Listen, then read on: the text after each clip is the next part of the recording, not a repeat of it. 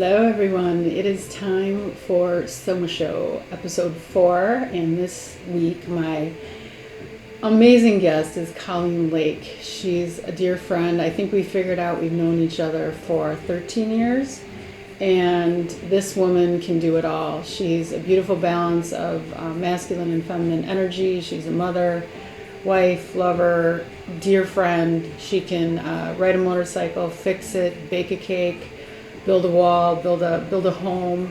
She's a photographer. She is fucking funny. And she's real. In this episode, we're going to get pretty real. There's a lot of fun things. There's a lot of maybe interesting questions, meandering conversation. It was totally off the cuff. And we do go deep. We talk about death. We talk about racism. There's a bit of sex sprinkled in. There are a few parts that, if you're bashful, might make you blush. And just when I was about to turn off the video and call it an evening, we got into another conversation and I forgot the video was even rolling. So that's when we really got into the meat of things. So please enjoy the wonderful, beautiful, vibrant Colleen Lake. And I know I'm not. So it's allergies. It's gotta be it. Thank you for agreeing with me. Yeah, no, it's fine. Okay. You can keep it up. I know of all the women I know, you'll keep You it up. can keep it up. There. Okay, you're out of frame again. Let me just do this. My tits look amazing, don't they? Oh my gosh. And I'm recording? Sweet. Yeah, so you can edit that in there. That's getting all the viewers. We're making sure everyone's locked in. And now Colleen's gonna adjust the camera. Yeah, I used to be a phone sex girl. Were you really? Mm-hmm. For a time, I did phone sex. Oh, wow. Okay. So, friends, this is Colleen Lake. I'm so excited you're here. This comes with a parental notification. Oh yeah, this is NC-17 for sure. We're not bleeping anything out. This is going to be a little different. Yeah. So, yes. You're getting the full Monty. Right. So tell us about the phone sex job. Oh, well, that was a long time ago. But I wanted to try it because I thought it would be fun, you know? Like, I was young. Like, I'm doing this anyway. Yeah, kind of. And the internet was new. I think I first got on AOL at $7.95 a minute in like 1991 or something like that. And it was way back in the day. And it was so great because when you first got on the internet, like I remember telling my husband at the time, I was like, I just talked to a literature professor in Stuttgart. You know, because that was who was using the internet back then. It was academics. You would go to an AOL chat room and you would have the most stimulating conversations with academics because they were the only people who were on it. And then, of course, it all went to hell. But you know, At that time.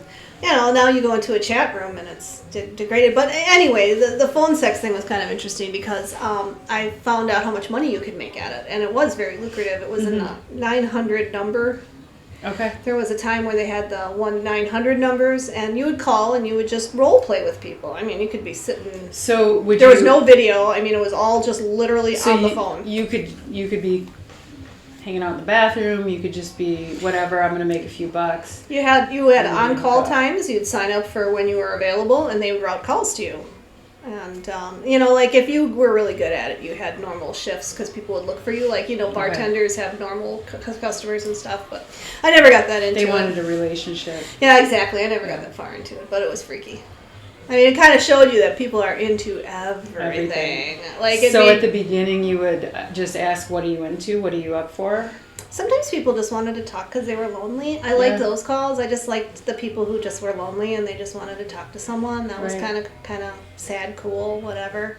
The sex ones were, you know, were fun. But, you know, people that take everything too far. Like, you know, I'm pretty vanilla. Like I'm like Colleen's vanilla. Well, I am. I'm kind of like. Well, now you know. Compared to some of them, I guess you are. Well, and I am compared to some of them. Like, yeah, exactly. Like, you know, there's foot fetish and stuff that people are used to, but then there's like, you know, pain and all sorts of stuff that I just never went that far. So you would have to pretend that you were in pain. or inflicting. I find men like to be dominated way more than they like to be submissive. Way more. Unless they're gay. And then it just depends. And then it just depends. Yeah. Exactly. But, yeah. So, I don't know. That was kind of a weird thing. I actually quit. I actually called my manager because I had a health and safety concern for somebody that I was talking to. And I'm like, I really think this guy is doing what he's describing. He's not living in fantasy. I think he's physically harming himself, and I don't feel comfortable with it. Right. And they were like, just keep going with it. He's paying, just keep going with it. And like, I could hear the hammer hitting the nail head, and I was like, okay, I'm out. I just can't. I can't knowingly. It's run its course. Yeah, it was too weird for me, and I'm like, I just can't do this. Yeah. But that's how you paid for your education. Shit. Yeah. That was something different. It was something different. Yeah. At the time, I was out of college. I'd gotten as far as I was going to go before I had to like invest in loans. Yeah. And I was like, oh, what could a chick do as well as a man without a college degree? And I went into real estate, and I was working real estate at that time. And you were good at it. Mm-hmm. You're good at everything. Women buy houses. Women like buying houses from people they trust. Women trust women. Mm-hmm. To a great extent. Most women trust women. Mm-hmm. So that's the advantage we have over. Well, you know what? I trust you. I bet everyone has that feel with you. I hope so. She goes several steps beyond. How do you like your drink? It's very kombucha-y. Okay. Yeah. So that's part of I don't drink alcohol, so that's part of this podcast. Is every guest gets a special drink in a special glass. So green, because green's my color because of the red hair. And I didn't even know she was wearing all these trees, and we've got so this is a whole thing, and it's non-alcoholic kombucha from the mushroom.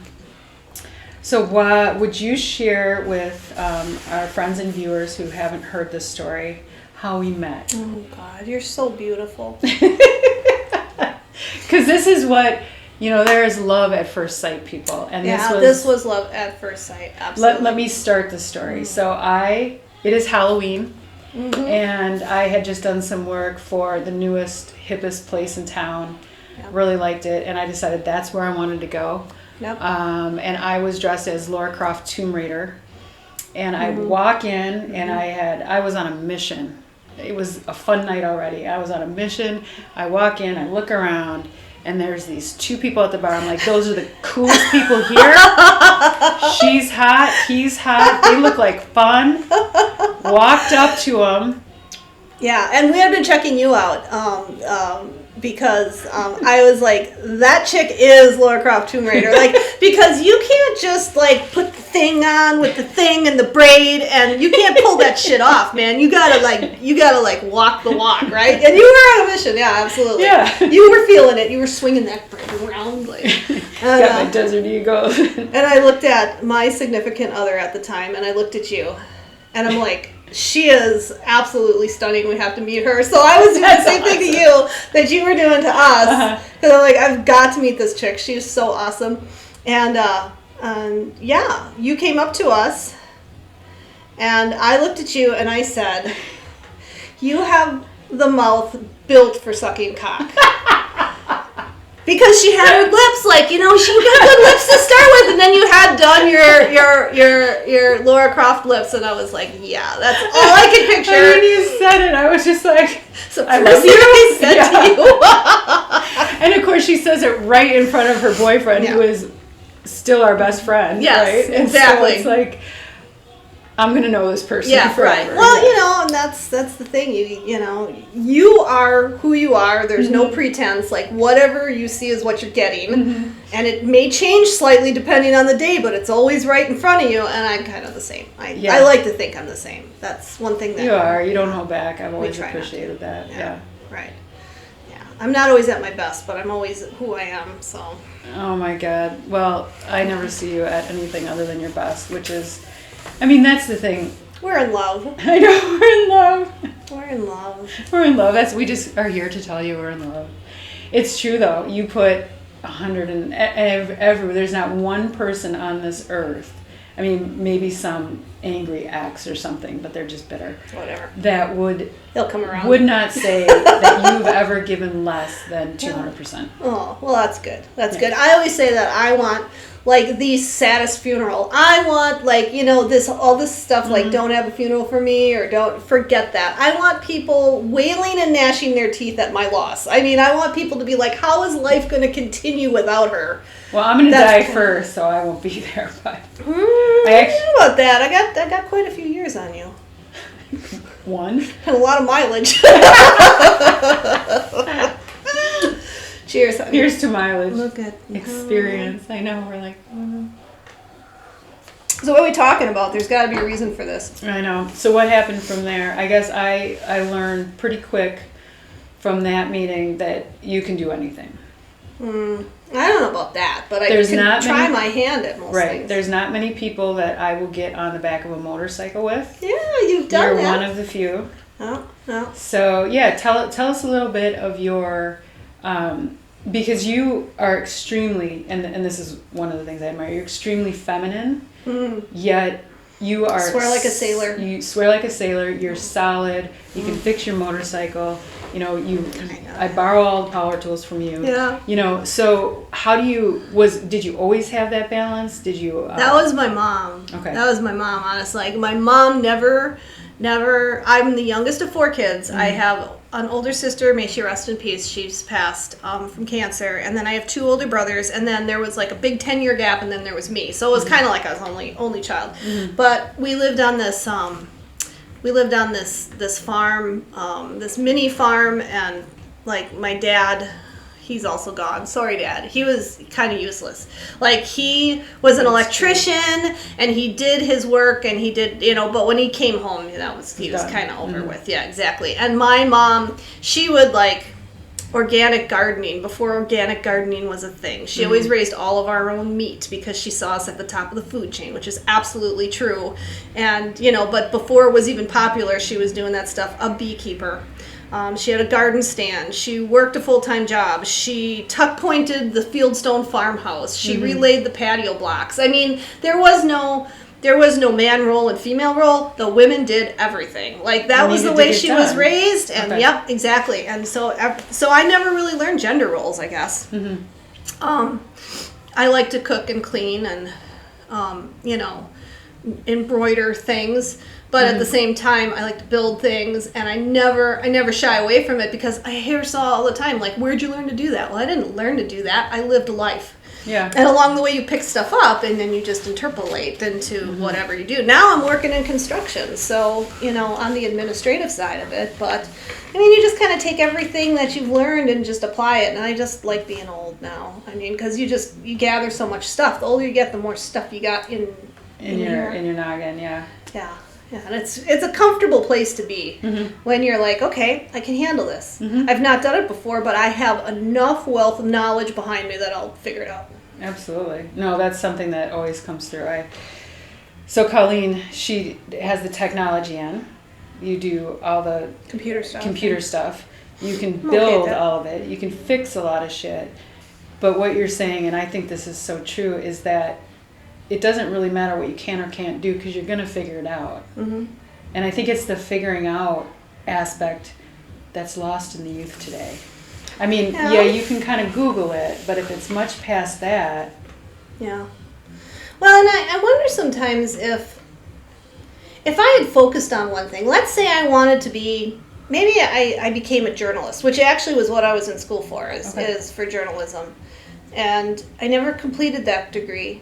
But what if I had really focused on that? Because I love journalism. I'm an NPR nerd, and I love reading. And I think to myself, if I would have really focused on just that, I might have been the best journalist or whatever, orthodontist or teacher, whatever. But because I do everything, I feel like there's a part of me that never excels at any one thing. I kind of bounce around a little bit because I get bored with something and I find something else, or I do something else. I still like creating. I think that's the constant thing, is the creation. I've always created, always.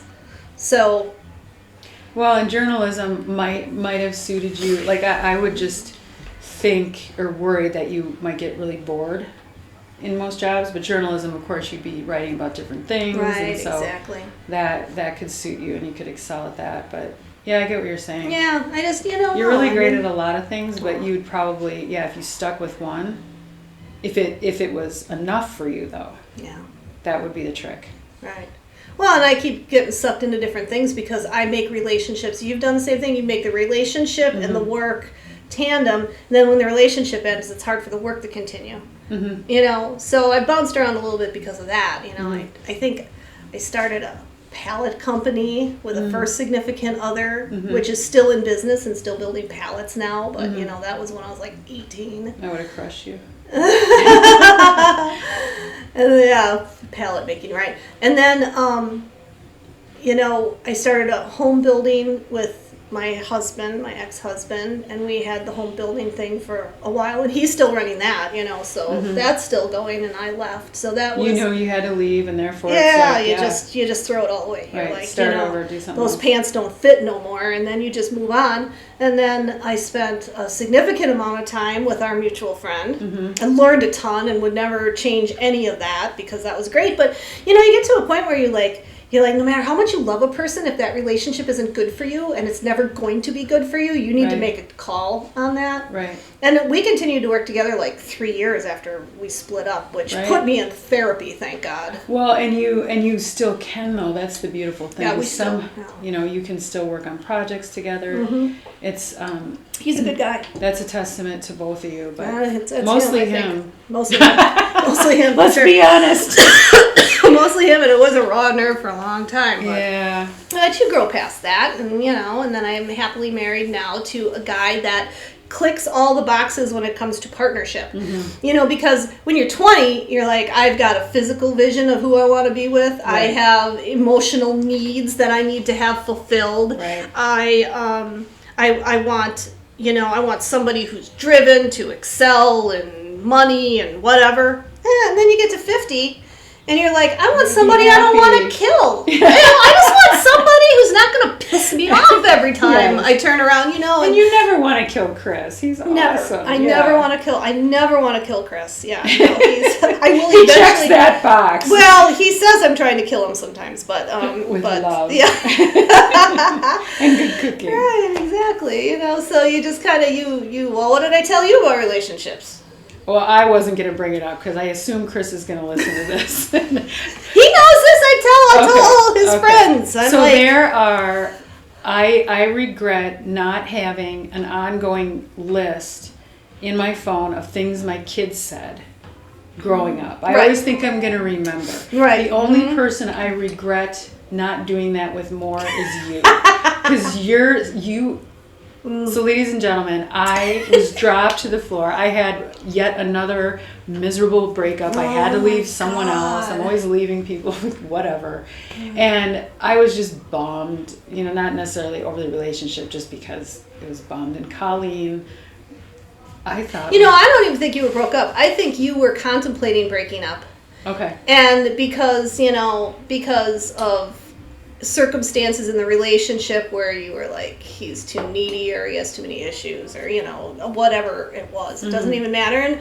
And I truly believe that that you need to find happiness by severely curtailing your expectations. Because but this is where it came to. This is like with Chris. Chris, please forgive me. I love you so much. But here's the deal. If I'm looking to you, now this is going to go off into that wonderful woman who does the counseling, but if you are looking for this person to fulfill your sexual needs, to fulfill your emotional needs, to fix you, to be your companion, to be your best friend, to take you places, you're not finding that. You need to find in yourself the shit you need. Absolutely. And then the way I took it, though, because you gotta lower your standards because you're never gonna find that man that's gonna match up to this. Right. No, exactly. Absolutely. But I thought this beautiful piece of wisdom was coming, and then you're like, you need to drastically reduce your expectations. Yeah, right. It's like 2 a.m. at the bar. You just look at what's left and you pick the best that's there. It's That's simple. the bartender. There we go. There's benefits to that too. I've had a few bartenders. No, it was priceless. No, but absolutely, it's that's why I'm single. I don't need anything, but it would be really amazing. Well, So yeah, we'll it'll to work your out. lips to God's ears. There you go. We'll see what happens. There you go. We'll see what happens. He's out there What somewhere. did they say? I am the relationship I want. Or something That's like bullshit that. too. I mean, It was super sex, funny. It was sex really cute. alone is not the same. No, a beautiful, intimate relationship with adventure. That's what I'm looking for. Yeah. Mhm. Yeah, you'll find it. And communication. You'll I find know. it. And if not, I I'm have there you. for you. Exactly, the mutual admiration club here. Exactly. We'll just fawn over each other. Oh. So tell me, okay, this is one thing we have to talk about because this has been very important in my life. There's been a few times where I've had you do a photo shoot. yeah. And it has captured my family Aww. so perfectly. And, you take pictures as you go, but to just be able to play or be in situations with someone that I've been comfortable with, you just capture things in such a way. Like I look at those pictures and I'm like, oh my God, I can put myself right back there. Yeah. So we've had some time. I'm there with you. I tell you, I just photography to me, and I am not the best photographer by far, but I love it so much. Mm-hmm. And the thing that I love so much is coming into your house. And it's not just your house. I notice I go to a lot of people's houses, and whether it's just magneted on the refrigerator or like you do a really good job of decorating your space with things that are important to you, like memories. That and one? there's It's one of my that's favorites one of that you yeah, did. I'll bring it over soon. yeah, the little bundle of baby joy. in the She was like a bundle. week old or something, and I just love seeing my photo. Mm-hmm. The way I pictured it in my brain on your wall. Like, now, how old is she? 11. 11. Mm-hmm. So that was 11 years ago we Yeah. did that. Over 11 years ago. That was about the time we met, right? No, you No. weren't pregnant yet. I wasn't pregnant yet. Veda was probably a couple blocks away with Grandma and Grandpa. Yeah, yeah. So it would probably be... 15 years, maybe? 12? Veda's 14, so 13 years? Something like that. Isn't that crazy? I mean, know. on one hand, it's like I've known you forever. Yeah. And then 13 wow. years sounds like a long time. But there were a lot of people I met during that time when we were building out that place and working together that I don't see anymore. Yeah. Some I do, but you've always been a really close. Like from the time we met, we've been close. Right. And I think, for me, you're just so genuine. aw. And I mean... Well, and you're all easy the to be things. friends with because you're not one of those, hi, me. I don't have to call you every week to know that Right, you're there. right. You know, Yeah. so that's important for me because that's I know. where I'm not so girly. I'm not real good at keeping up with friends. Right. When I need something, I will tell you. Yeah, When you need something, I will be there. I know. And that's kind of. But You have always been there for me. It's incredible. you don't need much though. You just need. Here's the thing: like you're so wildly talented, and then every once in a while I can fill in a gap that just makes you bloom that much more, and I can't pass up that opportunity. Well, you said that the other day. I'm like, thanks for always saving my ass. You're like, this is the only time we get together. Right? If you didn't need me, Yeah. right? I know. Well, because the funny thing is, we'll try to get together for just pedicures or whatever. But we're busy, so it's nice when we think, well, it's for work. Then we. Well, you and I Yeah, are the same that way as what we work for fun. Yeah. You know, We love so what we do. yeah, so Yeah. you have to set. You don't have to. You're more likely to see me when you call me and say, "Do a podcast with me," than you are to let's get a pedicure. Well, that I can push off because there's something more Right. important. But this is creation of something that's important to you, Right. and you're involving me, which makes me feel important. Right. And there it is. That's the magic of the friendship. And I love it because I get to learn stuff and ask all the questions that I was. Ooh, isn't that pretty? Look at those clouds. Sun's coming in. That's nice. Very Spring. pretty. Ah, spring. Oh, spring. Here, I'll be in the same light as you so we show up equally. So let's go back to the photography. When did you start that, and how do you, because I know how you do it for us, but how do you set people at ease? Because that's what I hear is the number one thing with photographers is that, well, we just didn't feel... I've done everything. So my dad would walk around with a Super 8 camera, and I was the only one who wouldn't go, Dad, put that thing away. You know, everybody hassled him about it, and now I have inherited all of those Super 8 movies. And I swear when I retire and I have some time, I'm going to digitize this stuff Oh, yeah. and cut out all the bad stuff that's irrelevant and like actually make home movies out of those Super 8s. And then he had a video camera too, and he did that for years. So I have just cases and cases and cases of stuff. And I value that. And like with my photography, I started that seriously, professionally. And by professional, I mean getting paid for it. That is the definition of professional. I think it is, right. Although everybody is a professional photographer now. No. Well, in the true sense, you get paid for it. You did magazine covers, you did a lot Yeah. But, you know, that was one of those things where again, the diversification thing. I started doing motorcycle photography, and I actually got a pretty decent name just in that little niche. Like, I'm not going to compete on the fashion photography, and I'm not gonna compete on the National Geographic. But you know, you find a little niche, and you just kind of work it, and then all of a sudden you find some success in that.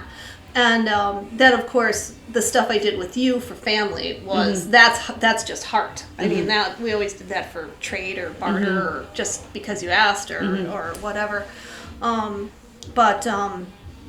We were the significant other and I travel a lot, and because work is fun. I was taking a lot of pictures, and I think it started with like a local magazine, like a Midwest, it was called Quick Throttle magazine or something like that. It was like a regional thing. And I'm like, hey, I'm going to this rally, I'll give you some coverage on it. And there was no pay or anything. It was just, you know, and so I started that way. And then the national magazine started noticing, and they're like, well, if you're going to that rally or Daytona or Myrtle Beach or any of these, you know, will you shoot some bikes for us while you're there? And so I did some training with some of their photographers, and it was just a way to travel and get travel paid for. Right. Really. I mean, you know. Gives you a license to take pictures of all kinds of stuff and opens doors. And well, and you can't go to a motorcycle rally without doing that now. Like, I can't go to one of those now because I'm not backstage or front row. Like, if you know, that press pass is like the magic key to be front row backstage with the cool people, you know, and so you just go as a participant, as an observer, and you're like, well, this is boring. Like, I'm used to making the bikes and photographing the bikes and knowing people. And having such great stories. Right. And as I get older, those photos that I took in 1999 in Sturgis, South Dakota, and it's just a row of bagger after bagger after bagger, in 100 years, that's going to be the coolest photo ever. So all I have to do is get old. And then all the boring pictures become interesting again. Right. It all just cycles. And then when I'm dead, I hope somebody does something with it. You know, well, you could just turn them into NTFs now.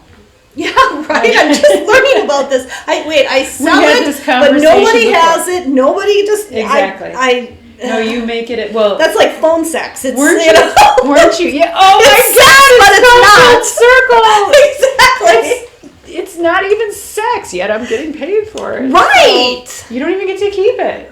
It's just all make believe. Yes. So we were talking about NTFs before and how this works and whether it's bullshit or not. She had to school me because I'm old. You're not old, but this is essentially it. Now you could sell these as a non-fungible token, as a piece of history, with the story. So where do you display them though? Like so I could take all those photos now and I could archive them and I could metadata and I could tag them and I could put them on stock photo sites and then people can download them and buy them and stuff. Is it kind of the same thing? Is there like a place? It's kind of the same thing, except this would be one. Just one. So you are making this so valuable. Or you could change it. You could take it. You could do other digital art over it because that's what you do. Or it doesn't even have to be digital. But you're going to add to it. You could add, you know, and there are sites. There are different sites. Some you can.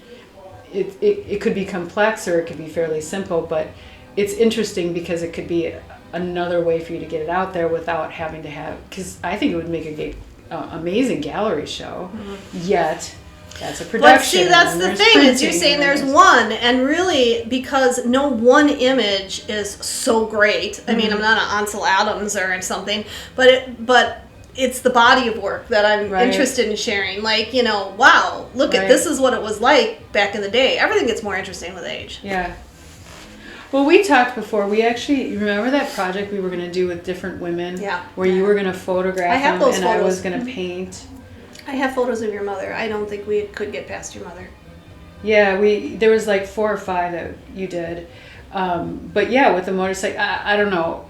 You might be the same way, but I know and I've explained this to so many people, I am so creative on my own, but when I'm working with someone, it's even more exciting because there's synergy, Yeah. I think it's called. Yeah, exactly. Yeah, we never finished that project, but that's okay. Mm-hmm. I mean, sometimes you start 80. something. Well, maybe. I mean, I'm not getting rid of those photos. Right. You know, I mean, they still exist. Well, and it could be a start. That could be the start of it, and we can always proceed. The thing is, Well, and I kind of messed that deal up because that was kind of midlife crisis for me. My sister died of your cancer. Sister just died. And your mother was sick with cancer. Mm-hmm. So, you know, it's just a little too close to home, I think. Yeah. You know, it step was away. Yeah. Everything was heavy then. Yeah.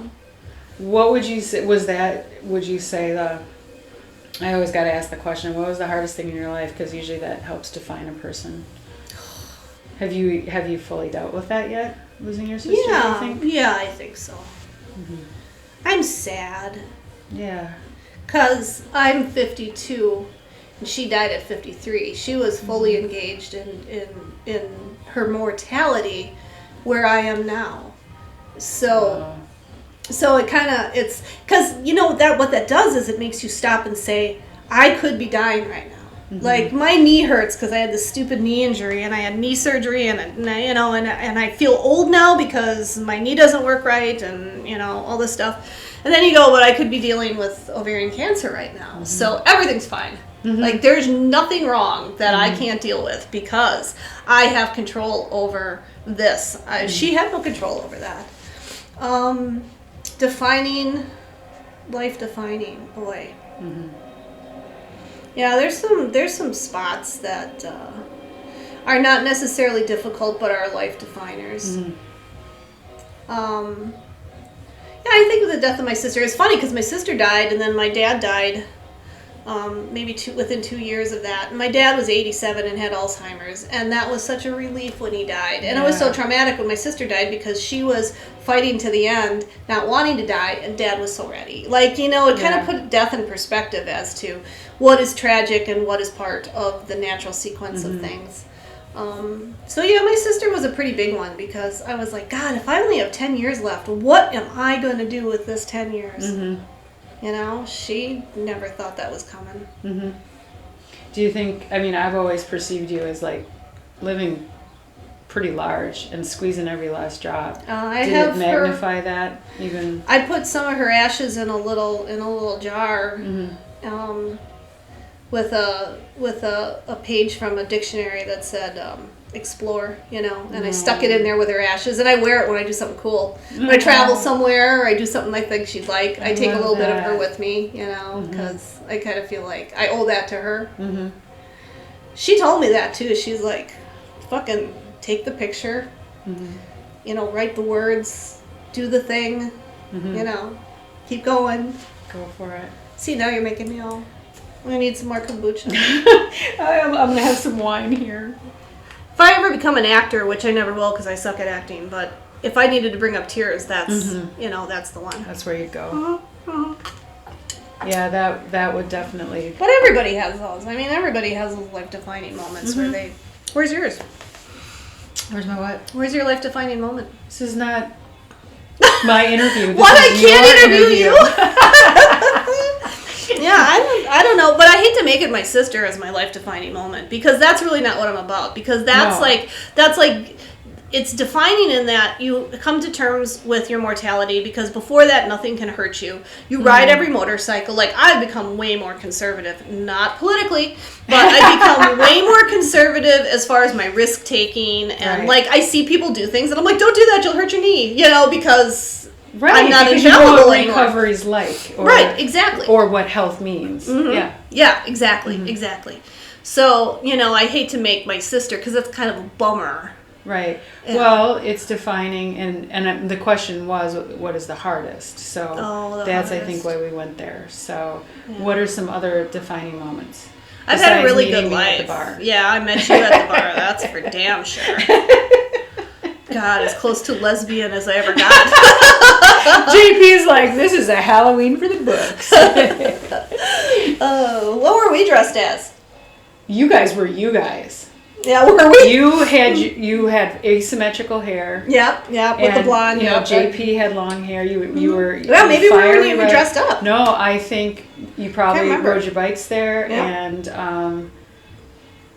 we were bigger than life, weren't we? Yeah. I look back at those pictures and I'm like, we were a cool couple. Yeah, I mean, it's neat, and like I think I was defining myself. Okay, here I am. Now it's my interview. No. Yeah, I want to hear it. I want to hear it. That's when I had that was my defining moments, having my children. So yes. I knew my power then, my true power, true creation. And so here I am, you know, someone that usually has my kids strapped to me and working. Mm-hmm. It was a night out, you know, so I think that's when I came into and I myself affirmed your sexuality on top of it. Yeah. Better than your husband was. It's so true. And so I think when you're in those powerful times, you just connect with people that are gonna, you know, and then you keep them. Yeah, I have a kid, and he's not my defining moment. Mm-hmm. You know what? He's more my defining moment now than when he was born. Because when he was born, it was trauma, it was bad relationship, it was drug addiction, it was alcoholism, it was all sorts of weird stuff, and it was just a really bad time. Now he's 23, and he's living in his own house, and he's got a relationship, and he's successful, and he's hardworking, and now is my defining moment with my child. Because I just want you light up. It's like you're so excited all the time. I just want him to be a functioning adult, and he is. Mm-hmm. And believe me, there were times I wondered. I was like, is this kid going to make it to 20? Like, if I don't kill him, someone else will. But he's really a good kid. Mm-hmm. So yeah, I find more joy in raising an adult than a child. Okay. Isn't that weird? It is. Yeah. So Jack, just so you know, if you listen to this, you're good. I have been hearing when I ask about you, like your mom just gushes and she's just because he's happy, and I just want him to be happy. That's all you want for anyone is to be happy. I want you to be happy. I really want him to be happy because you know he had to grow up with me. Poor baby. That could have set him back pretty hard, you know. Oh, he's so lucky, and now obviously we've been talking about your adopted son, not adopted, but my stepson, the Connor. One that I got a 16-year-old now too. Yep. And he's a lucky kid to have you. I mean, someone because you're approachable. You don't flip out. You talk about everything, and you want to help and make things reasonable, which is not apparent in most high schoolers' lives. In some really key ways, I'm the opposite of his father and mother. Mm-hmm. Maybe not opposite, but yeah, I'm a little bit more. You balance it. You know, he amazes me because he comes up to me and he asks me questions that you wouldn't traditionally ask your parent, and that makes me proud because you need someone to talk to. You need someone to bounce that off of who's not not going to lead you. You know, you start bringing stuff like that to your peers and you'll get all sorts of uninformed advice, you know, and, you know. You're the fairy godmother. No, I hope so. Mm-hmm. And I cook them food. Oh, you're amazing. You cook us all food. Yeah, I remember I was going through that very bad, painful time, and you would come over and you would bring food and you would help because I couldn't lift anything, and it was just like... I don't think I did enough of that, but I know it was appreciated when I was able to. Absolutely. Definitely did enough. And I think that was, of course, after your sister had passed. So we even talked about it at one point, I think. That was uncomfortable because you just said, if I can't fix something, it's just uncomfortable. Yeah. I get it. Yeah, that's a really good point. Being powerless is, you know. Sucks. Yeah. Which is probably why I don't drink a lot, and it's probably why I don't do drugs a lot, because of the fact that as soon as I feel like I'm not in total control of something, like what I say or what I do or someone's impression of me, it's very uncomfortable for me. And I think that's because my dad was an alcoholic, and I just always need to kind of have that edge. Right. I'd rather have the edge and be uncomfortable than take the edge off and risk my reputation. I mean, you know, we got to talk about being women. I mean, that's a big thing. Like you saw me as feminine, which is a nice compliment. I straddle the world into traditional men's professions or roles or expectations all the time. But I'm super supportive of women, and you taught me that actually. You know, you've got this group of women, and every time I get together with them, I feel like like you pick the cream of the crop when it comes to women, because that not everybody's the same, but the people that are in this group are like supportive of each other and non-judgmental and all the good things. So well, and that's something that I thought I learned from you and some of my other sisters, which is growing up. I mean, there was a lot of jealousy. There was a lot of if I'm winning, someone else is losing, and that's not the way you have ever operated. You're always elevating, and so I've always appreciated that and felt very safe. I haven't always been that way, though. See, and that's something that comes from age. Talk to me about that, because I've always known you that way, and it's even so much more attractive for men and for women when there's some. So is that something you had to like purposefully say, hey, I don't like how that feels, I'm gonna, or how did that come about? Yeah, and I really think that you just hit on exactly, as I think about my emotional progression with women, I think that we default ourselves to a competitive nature, and I don't know why that is, but I see it all the time. I see it like in the workplace, where one female is having a problem with another female, and I'm like, I look at this and I go, it's because she's young and skinny and pretty. Like that should have nothing to do with your working relationship, but it somehow slides into that. And I think that we all, when we were younger, probably were not immune from that. But you get to a point where, like you say, just because you're winning doesn't mean that I'm losing. And together we do amazing things. And I have never been more supported than I have been with my girlfriends, in a way that men or bosses or peers, and it's a whole different world, because when you're working in a man's world, mansplaining is a thing. And it is a constant thing. And I had it today, and I actually stopped, and I was talking to someone about how to build something. He's like, no, you got to put plywood behind it. I said, why would you take a naturally rot-resistant material and put plywood behind it? Like, especially when plywood's $94 a sheet. Exactly. Oh man. And I'm like, no, you can take a plastic rib and you could do this. And he's like, you can't do that. And I'm like, let me come over and show it to you. And he goes, yes, you should do that. And I said, thank you for opening your mind enough to be able for me to show you a new way of doing something, because that's where I run into just brick walls, is you can't teach me anything. And I actually can. Like, there's things that I know that I could impart to you. And you know what? The next time you go to build something like that, you're going to go, I know this way of doing it that's lighter, stronger, rot-proof, and more economical. And,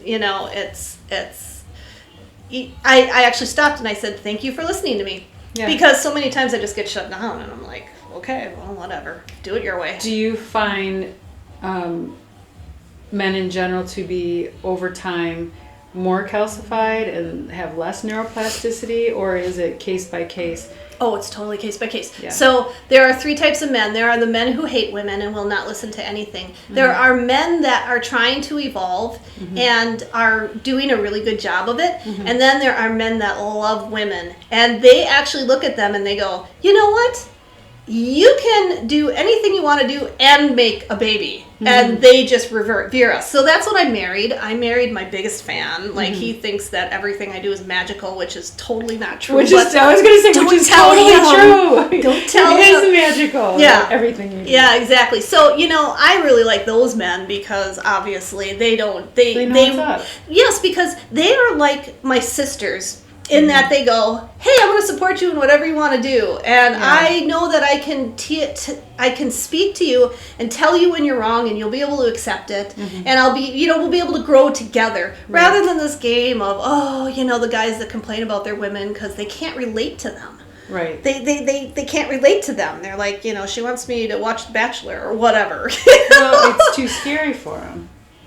Possibly.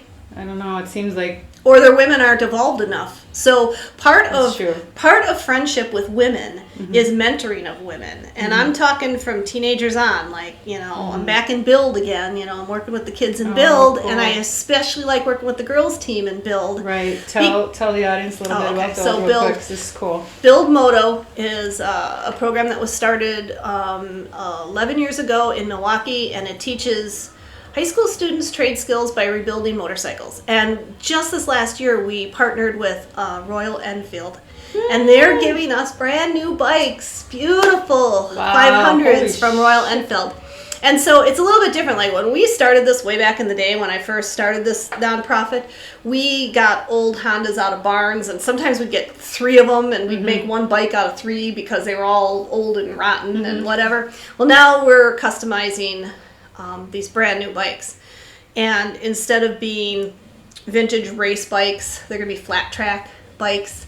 And so it's changing the education process with the bikes. Okay. They're not rebuilding engines because the engine doesn't have to be rebuilt. Right. But what they are learning is that they're learning that trades are a necessity, and trades is a viable option for them as a career path. And doing things with your hands are great. And when you buy something and it breaks, you don't have to throw it away. You can fix it. You know, you can replace a carburetor. You can, modify a design. You can change a paint. You can lighten a design. All these things that you can do. And I don't know it's so much about learning about motorcycles as it's just learning. Right. And when it comes to women, it's learning how to be cool. And I don't know, how do you describe cool? I mean, to me, cool is somebody you want to be with, someone you want to grow with, somebody you want to be friends with. And that all feeds into that female relationship thing. Absolutely.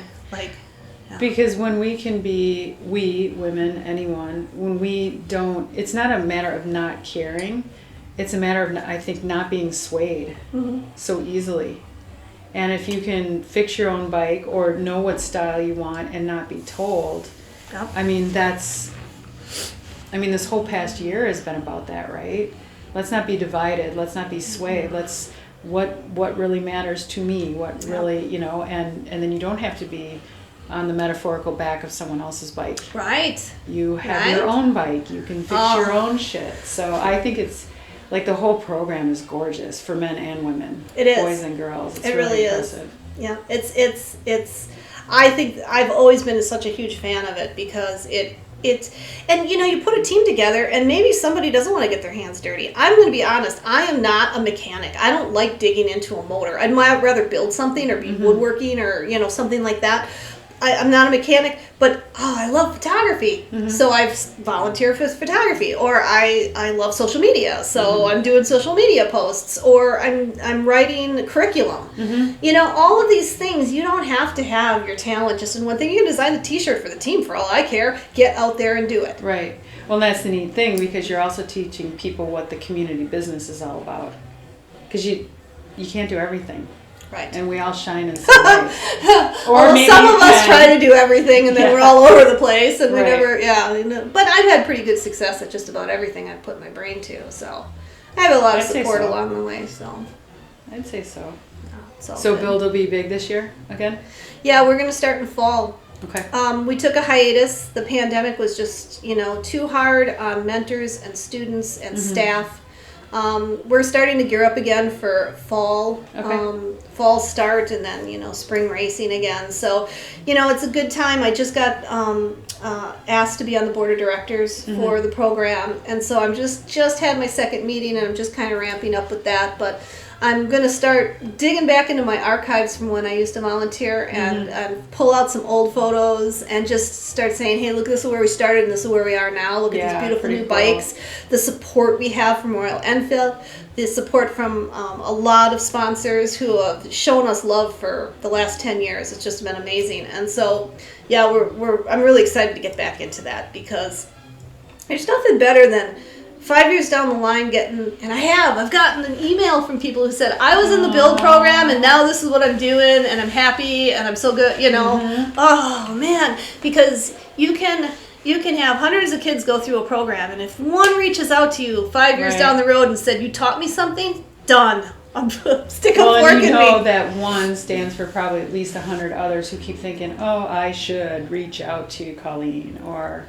Well, and I just keep thinking, somebody taught me lefty loosey, righty tighty. Where do you learn that from? If you don't have an old man doing that for you, or a girlfriend doing that with you, you don't know that, and that's a damn shame. I know. Measure twice, cut once. I measure 4 times because I still fuck it up. Cut it 3 times, it's still too short. Oh, I laugh really hard because I did that again the other day. It was my finger. Oh no! I didn't hurt my finger this time, but that does happen. That does happen. Well, that's really cool. So I'll put that information in a link for everyone, because that's a pretty cool thing to behold. Yeah, and we need volunteers. I mean, I'm in charge of volunteer coordinator, so whether it's showing up at a show and helping out or mentoring yourself, it's an amazing program. Yeah. Well, I'll help. It sounds like you've done all the hard work. So now. Oh yeah. All we need to do is get everybody to show up and work. Right. That's never hard. Right. Well, you know my skills, so however I can fit in, that'll be fun. Yeah. Cheering in the stands counts too. And then I can get the girls involved in it too, which is pretty cool. Yeah. So yeah, I mean that's huge for I think we actually even started that topic just based on the feminine and masculine balance, which started with your mom. Yeah. So. Right. No rules. She's got to be. She's still proud. around. She's 87, and she got her first COVID vaccine, so that makes me super happy. I have my first one too. I'm really excited about that, so I'm glad about that. You can go hang out with her and the cats.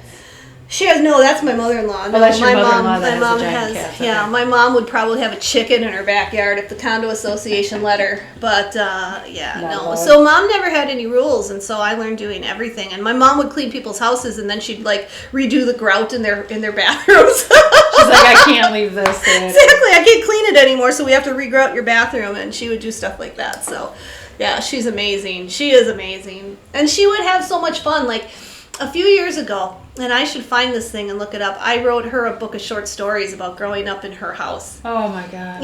Just like little things I remember. And I remember like one year we had so many watermelons. It was like a bumper crop of watermelons, and they were all so good. We couldn't eat them fast enough, and we couldn't sell them fast enough at the little farm stand at the end of the road. Mm-hmm. And we were carrying them up, and I had a watermelon on each of and I'm probably like Nika's age, right? So I'm like this little spindly thing, and I got 20 pounds of watermelons on my shoulders. And I dropped one of them, and it broke open, and it was so ripe, it just exploded, right? And I looked at Mom, and she also was carrying 2 watermelons on her shoulder, and I looked at Mom, I'm like, she is going to kill me. I dropped one of her precious watermelons, and all the chickens are running at us because they're going to eat this watermelon, right? It's gone, right?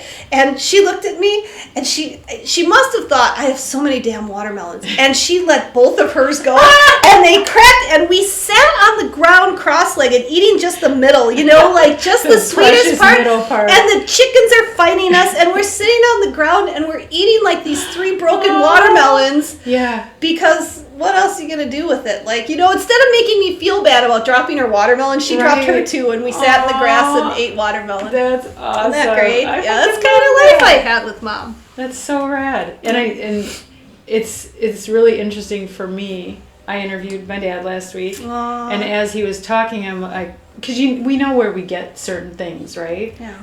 We know how lucky we are, and then as you retell the stories, it's like, oh yeah, that's precious. Yeah. Because you make everything into a dropped watermelon. It's just like everything's fun. Everything's fine. Everything's fine. Great. Yep, we'll get through this. Yeah. Absolutely. Yeah, it's just, and that's the thing that makes me proud about my son is he called me and he was worried about money, and he was like, I'm really concerned, and and it was a minor thing, like, it was like a medical bill. Yeah. You get to our stage of life and you're like, if you ain't suing me, I'm okay. Exactly. But he was really worried about that, and I was able to say to him, you know what, honey, it's only money. Mm-hmm. Don't let this keep you up at night. Don't let this affect your health. Don't let this affect your relationship. Mm-hmm. Deal with it the best you can, but don't let it, so on one hand, I was really, really happy that he was really worried about it. And on the other hand, it felt so good to say, you know what, you got to let that shit go. Because stuff happens. And if you react negatively to everything that happens to you, you're going to be a mess all the time. Mm-hmm. You have to react to it just the way You'll it's be appropriate. reacting, as opposed to just being like, oh, This is a thing. It's a thing. Yeah. It's a thing, and it'll pass, and they'll wait a week, and you'll be fine. And then karma. I mean, karma is the whole deal, you know. I'm not a religious person, but I'm definitely into karma. Yeah. You know, you're a good person. You work hard, things will be okay. Right. That doesn't mean it will be okay right now. It just means that it'll be okay. So somebody will cry at my funeral. That's all I need. It's going to be a shit show. Oh, I hope that you guys are just devastated when I die. We're in trouble. The big fights will be over, like, how big can we make the party, and what all are we going to do at the party, and what sort of rally is going to happen,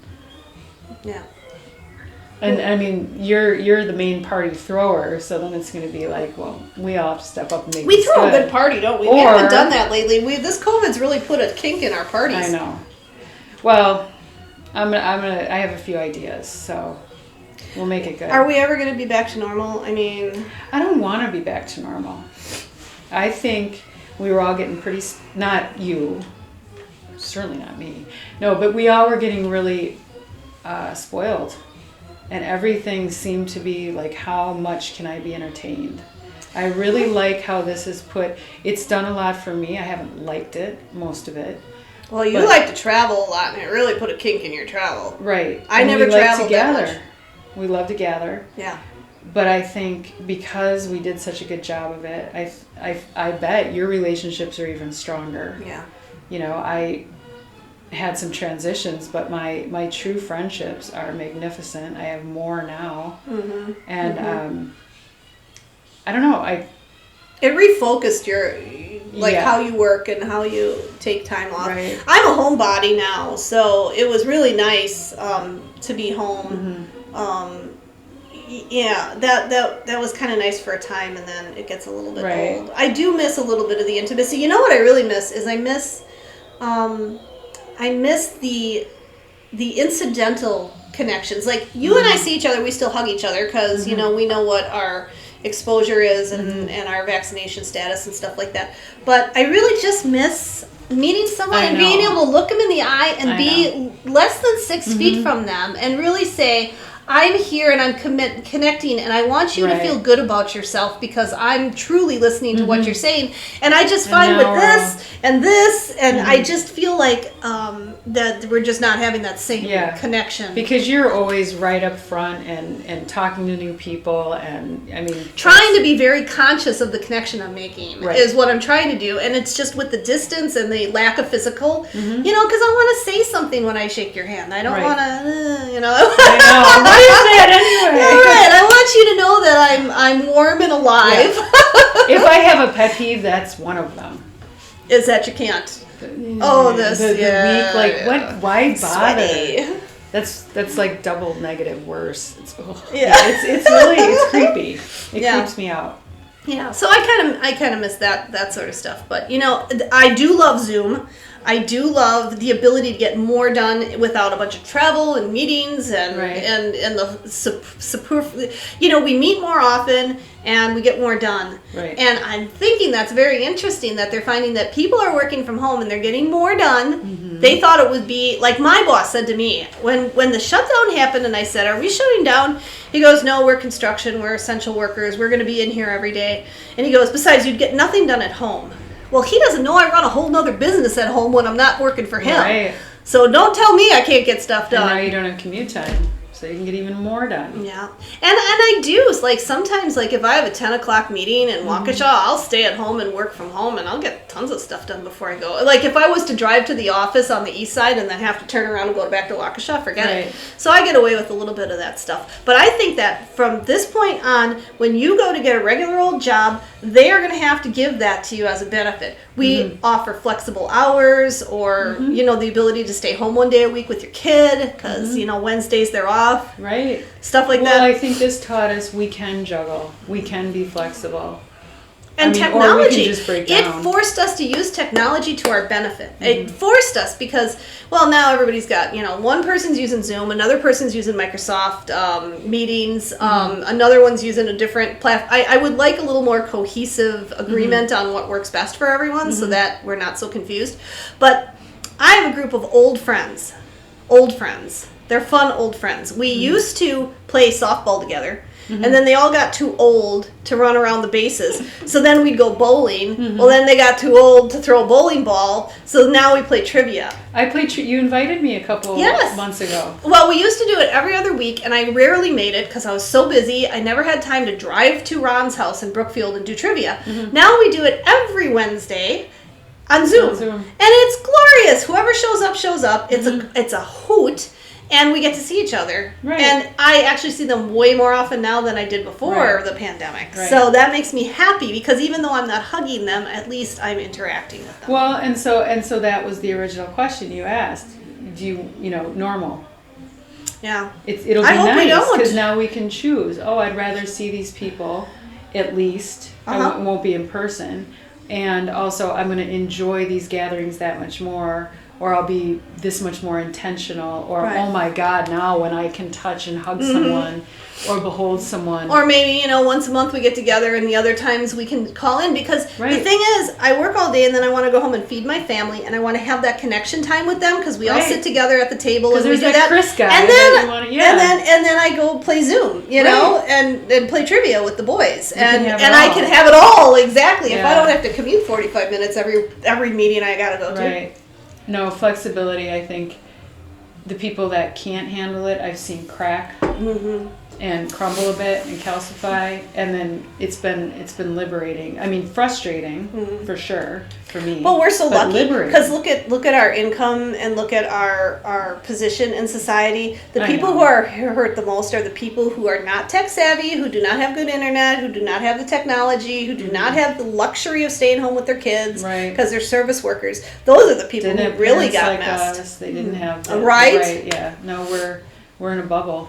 So I volunteered for something last night. I went to the town board meeting, and I've been trying to do a little bit more political stuff because I feel like that's necessary. And there is a program, it's like the American Funds Act or something that's coming through. And what they're going to do is the federal government's going to disseminate money in the form of stimulus to states, and then states will decide what municipalities get it, how much they get of it, what they use it for. And so they need committees to figure out. And it can be COVID. It's supposed to be COVID related. I don't know when the funds actually come through if that'll be a mandate that it has to be COVID related. But think about what's COVID related. Everything is affordable childcare. How many more women would have stayed in the workplace if we had affordable childcare options? Right. Nutrition. Bolstering our immune systems. Lead water laterals. I mean, let's go down the list of the stuff. We could all tie it back. Exactly. So I'm getting on that committee and I'm like, okay, let's look at what we could use this money for. Is infrastructure as support, small business grants. There's you can tie everything back to COVID now. Right. I mean, because there is no part of my life that wasn't affected by this pandemic. You'll be able to decide where the money's channeled to be most useful. Right. Well, that's exciting. Right. Because, I'm like, if the money's out there and all we have to do is come up with a cohesive plan to help people, that's something that I want to be in on. So, yeah. Cool. Yeah. Good for you. Politics, bring it on. Politics, I know. I swear too much, though, for politics. I tell people fuck that. Yeah, I'd be telling people to fuck off all the time. That's refreshing. Went to the town board meeting last night. It was like a reality TV show, I swear to God. Yeah. I just don't want you to get disheartened so that you get too sick of it to be effective. Have I ever? No. Have I ever? That's seriously? me. I'm sorry. That was just me. You're very eloquent, and when you argue, it doesn't seem to like arguing. I'm not going to say it doesn't upset you. But it doesn't seem to upset you. Like, I just, conflict. Like, oh my God. Like, and I know that's part, that goes back to my programming. I get kind of choked up. I'm upset that we even have to argue. When really, that's ridiculous. That came from yours with JP, though. Yeah. Because he likes to argue. He loves to argue. He argues to... It's a form of communication. Yeah, like exactly. I remember my mother said to me once, she said she was with JP and JP and I have... what I consider one of the best relationships. And she goes, you two fight a lot. That's talking. And I said, what? We never fight. I never fought with him. Like, I remember like 3 times in my life I fought with that man for real, you know? I'm like, I certainly never fought in front of my mother with him. I'm like, no, that's just the way we talk. Well, he's a loud talker. So sometimes people think, and you guys, well, he's a loud talker and he's a big personality. So if you want to be heard, you need to come in. You need to come in at the angle to uppercut him so that he shuts up long enough to listen to what you're saying. Oh God, he's going to say this. He's not. You're going to cut this, right? Yeah. Oh yeah, I edit all kinds of stuff. It's not that I haven't said to him. But. I know, but it's cool because I've noticed with you both and you with other people. It's you're putting a point out. You believe in it. You've got whether it's just passion and backup, and then it just allows other people to they can take it for what it's worth, or they can fortify their ridiculous stance. Well, conflict. When you say you don't like conflict, which a lot of people say, I view it as I lump it all together, and it's not. Conflict is disagreement with emotion.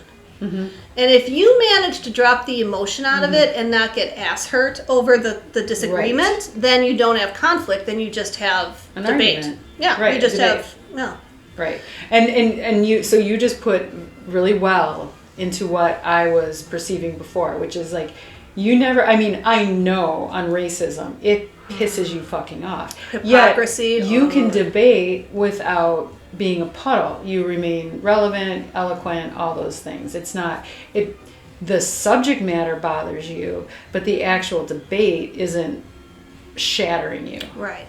So I think and I've gotten better at that because it makes you really angry. So there's somebody I work with at work who's like super retardedly conservative, like really, really not nice. And he showed me today as I was leaving work. He showed me that he had found a Biden mask and he had blackened the teeth on Joe Biden's face and put an idiot across his forehead and stuff. And so I was super mature. Yeah, exactly. Yeah. And so, and it was funny because prior to the election, he was like, oh, you're going to feel so bad when we win. And I'm just like, okay, whatever. And then I never said a word to him after the election. You were so gracious. Right, because I'm not going to stoop to that level, right? I'm going to do the Michelle Obama, you exactly. go low, I go high sort of thing. And so I never said anything. It was like crickets. I was like in my office, like there was never an election that even happened, right? You don't know what you're talking about. Whatever, exactly. And so he does this to me because he knows it upsets me. But I refuse to let him see that it upsets me, right? And you know what he said to me today? And this is the key thing. He said, I shook my head and I said, you're just so misguided. And he goes, that's okay. You're my favorite Democrat. He said this. You're my favorite Democrat. Now, this is a person who writes idiot across the president's forehead, in effigy. And yet he says to me, you're my favorite Democrat. You know what that tells me? He doesn't respect my point of view, but he respects me. And that's a really elemental thing because I would kill him. If I really acted on the anger that I feel when he dismisses my very well-informed political views as just being stupid, it wouldn't be good. So what I do is I just go, we disagree. And I'm still going to look you in the eye in the morning and make you feel like you're a valid member of the team and, everything. And so I'm his favorite Democrat, which is probably the only Democrat that he knows based on his behavior, so... Probably. Well, and that's a beautiful thing because, like you said, he in his own way respects you, and he is not worthy of anyone's respect, because, who acts like that? Yeah, but... there are a lot of people that act like that, but they don't even know what respect is. Yeah. And it's real, that's so simple. That's so simple. And there used to be a time where we could talk politics and we could be on opposite sides and we would still find common ground. And yes, I agree with you on that and I don't agree on this. But I almost felt like we all wanted what was best for the country and we had different ways of getting there or different philosophies on how to get there. And now I feel like that has eroded to the point where I just can't even communicate with these people. Like I don't even try in most circumstances. I'm too tired. I'm just tired. weird of Well, it. and I think it's the polarization and how far people have to go. And then But I'm never going to win him over if he hates me. If he really hates me, I am never going to win him over. Maybe someday he will crack a little bit and he'll go, maybe the kindness and gentleness shown to me that by that person who had a different political view. You never really told him he was wrong. That's why you're approachable by everyone. You're approachable by your teenage. I told him he was misguided. I don't know. Well, but that's pretty nice. You didn't say you're so fucked up and beyond hope. Well, get out of my face. You know, you're like, well, you're just misguided. But I mean, you're approachable by your teenage, stepson. You're approachable by, you use it's so funny. I'm not going to bleep out anything, but my kids don't let me use the R word anymore. What's the R word? Retard. Oh yeah, right. Yeah. I mean, it is a, it's a verb. There are things that I have to catch myself doing too. I mean, we're. But anyway, you're approachable, and I think that is a safety net for everyone, because if we were all arguing just to be right, there'd be no point in communicating. And there's so many shades of gray. Like as truly convinced of my convictions in my own mind, I know there's all sorts of shades of gray. I listen enough to the other side to know that maybe I'm not always 100% right. I just like to err on the side of kindness and gentleness and humanity. Right. And I feel like... Measure twice, cut once. Yeah. Right. And so it kind of gets to the point where you're like, what it really comes down to is there's shades of gray on everything. But when you go in that voting booth, there can't be any shades of gray. You have to know who more closely represents you. And then it's black and white for me. But the truth is there's shades of gray in all policies, in all bureaucracy. Believe me, I work in a commercial construction where I have to deal with building for the state and the federal government and stuff. So I know there's all sorts of weird stuff that goes on there that's shades of gray. Mm-hmm. But when it comes right down to it, you just have to say, which lever am I going to pull? Right. And that's as simple as it gets, and that's where him and I are. Right. But one day, maybe he'll come to you and say, I feel safe enough, but we won't hold our breath. Well, and I tell him all the time, I say to him, I am going to allow you to live in the world we create. Mm-hmm. When we keep winning elections and we create a better society that you are going to get to enjoy in that. Everyone. The tide will raise all boats. Mm-hmm. Absolutely. I like that. The tide will raise all boats. Mm-hmm. So let me ask you, I definitely have two questions. What are you looking forward to most this summer? This is the one that we have to ask everyone. What am I looking to this summer? Because last summer I heard you're boating a lot. You can still do outdoor stuff. I have a boat. Yeah, my husband bought me a boat, which is fun. Yeah. So my mom is getting older, and this might be her last year fishing. Like, she's getting more physically challenged by getting in a boat. So she's mentioned to me, she's like, when is opening day? So I'm looking forward to spending time with Mom, because that's really important. And we're talking about getting e-bikes, and I'm really looking forward to doing something like that, like more bicycling and stuff. Mm-hmm. You guys should come borrow ours for just a test run. Just a test run? Yeah. Yours are still working good?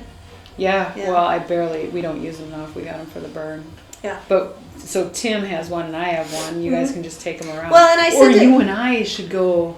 I said to Chris, I want to see which riding position's best, because he picked out one that he liked, and I'm like, it seems kind of like I'd want to sit up more like a beach comber sort of thing or something, but I don't know, we'll see. But I'd like to test drive them. I mean, they're like $1,500. You kind of have to. Oh, it's so freaking fun. You can just tear over and around anything. Well, the first time I went out for a bike ride after my knee surgery, my girlfriend's like, we're going to Pops for custard.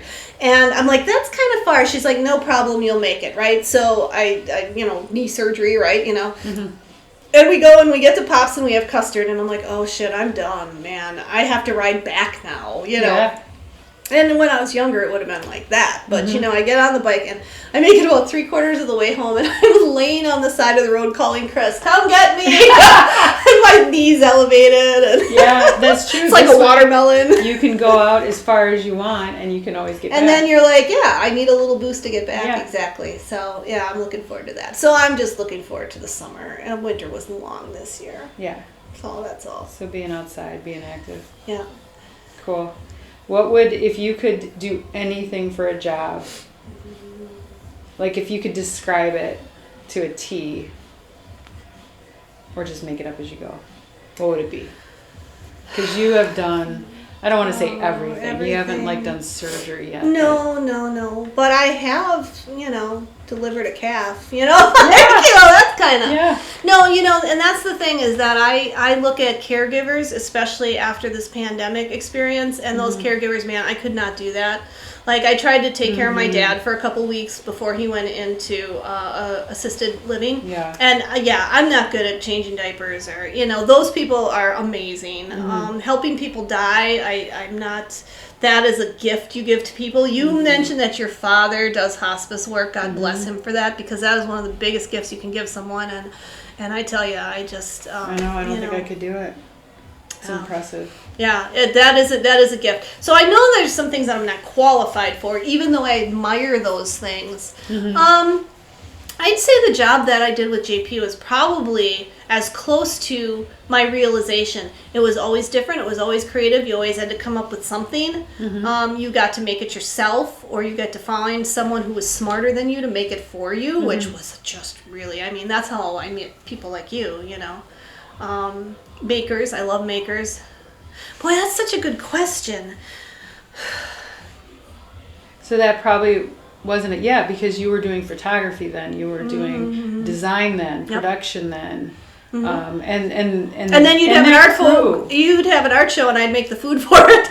Oh, that's it. I want to be a chef. That's what I want to do. Okay. If I could retire and still work, I'd want to I want to get a bed and breakfast on a lake shore, and it's going to have a boat launch, and on one side is going to be Chris's outboard engine repair shop, because he likes working on outboards. Like, he's a mechanic extraordinaire. And then we're going to have a boat launch, and it's going to be $5 to launch your boat, but it includes a quarter tap, the little tap beer at the bar, so you got to come in there, and then you've got a really simple menu, and you get what I give you, and you like what you get. Whatever I feel like making, that's what the menu is, and you just get it and shut up and eat it, And that's my thing, is I would love to live on a lake, and I would love to run a little bar and restaurant. Yeah. And Chris can have his thing, and then we can have guests stay with us, and that would be it.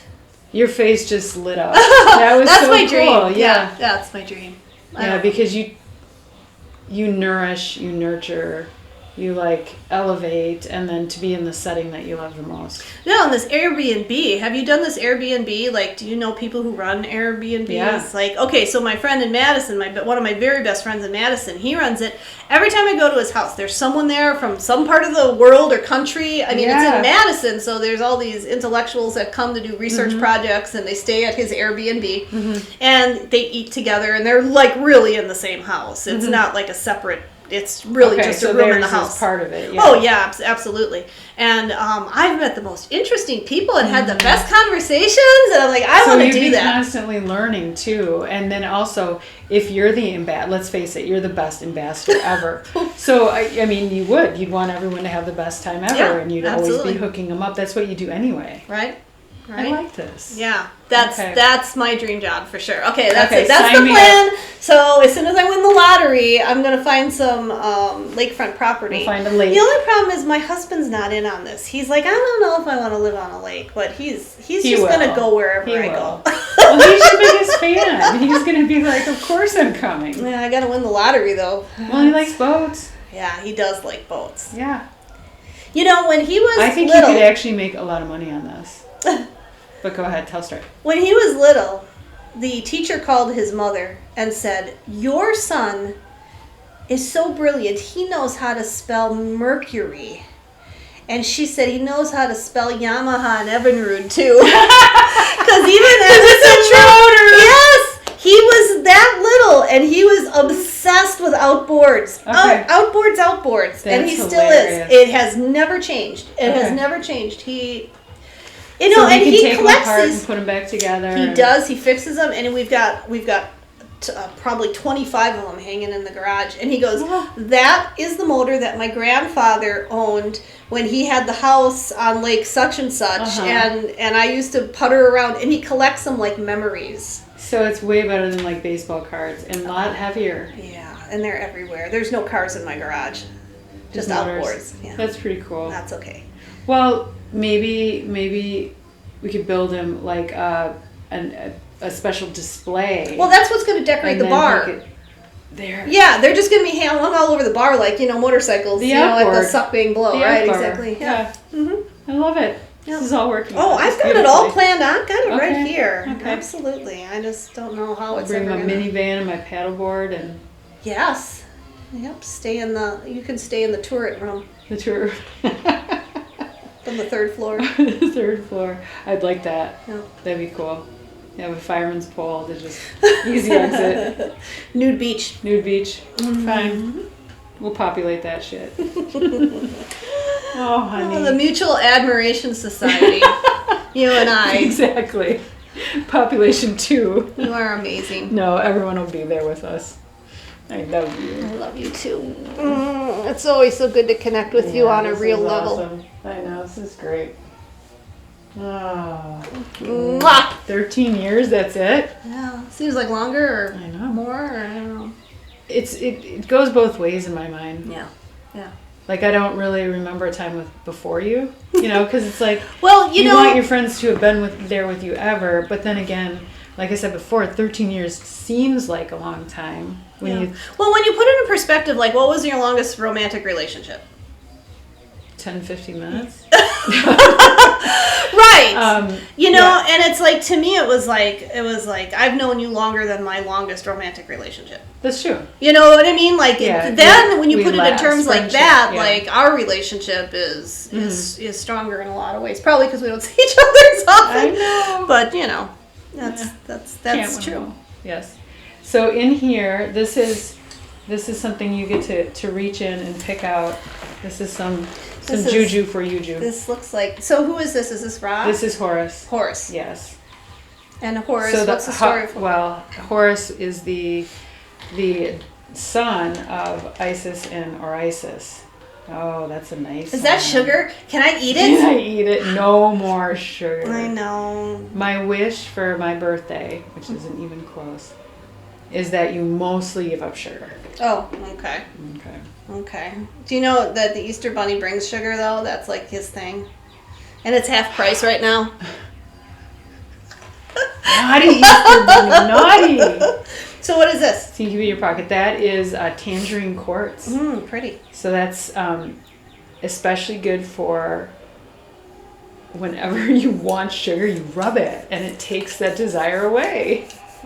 I'll have to rub it on my tongue then. Exactly. It better melt. You rub it wherever you need to. Keep it close. It will not melt. That's beautiful. Thank you. Yes, you're welcome. Thank you for inviting me to sit and talk with you. I don't know if anybody cares about any of this, but... It doesn't matter. I do. No. We do. And it'll be for posterity. Exactly. For the children. Yeah. It's all for the children. I want to do the build thing with you. Yeah, we should do that. Yeah.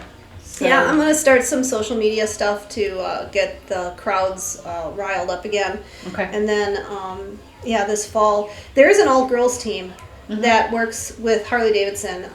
Narissa, my friend Narissa runs it, and she is an engineer at Harley Davidson, and she is an amazing woman. She's younger than us. She's the next generation of amazing women. I must interview her. You must. Actually, you should interview her, absolutely. The other interview idea I had is the tintype photographer. Do you know Margaret, the tintype photographer?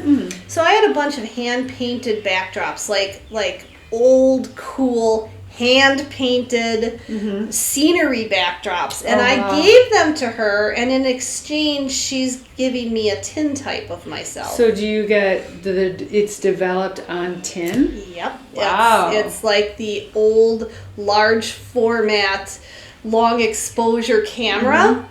And it is amazing. It's like you don't get a tintype taken like a photo. You have a tintype. Okay. Do you know what I mean? It's like the death masks, or you know what I mean? It's like the tintype itself is like so meaningful and substantial, and I'm like, just, she says she'll do any tintype I want, like outside on location, and I'm thinking in the water, because the water on a long exposure would just satin out, and maybe I could just play do all over your face.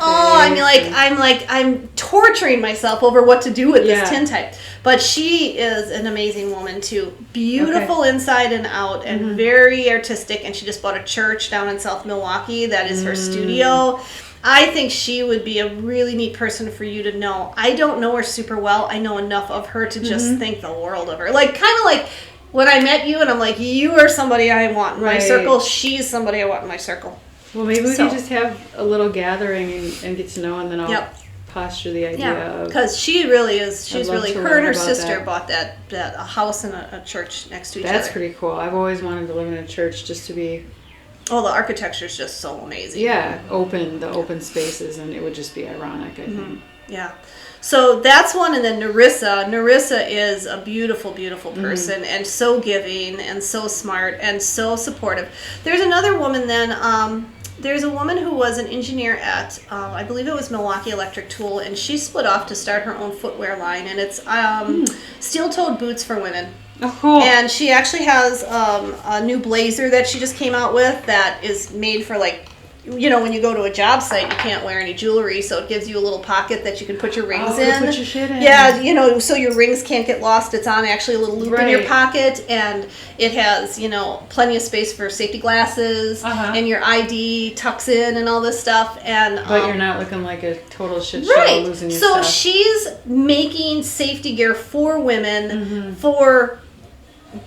larger than life. Do you know what I mean? Like larger than charge, like sort of thing. Like form and function. Right. I love that. Right, exactly. Very so cool. Anastasia would be another one I'd like you to interview, because she goes to Mexico and she watches the process of building her shoes and monitors it. She'll go there for months at a time and develop a new product line with the shoe manufacturer. Okay. Yeah, she's very, very cool. And she's from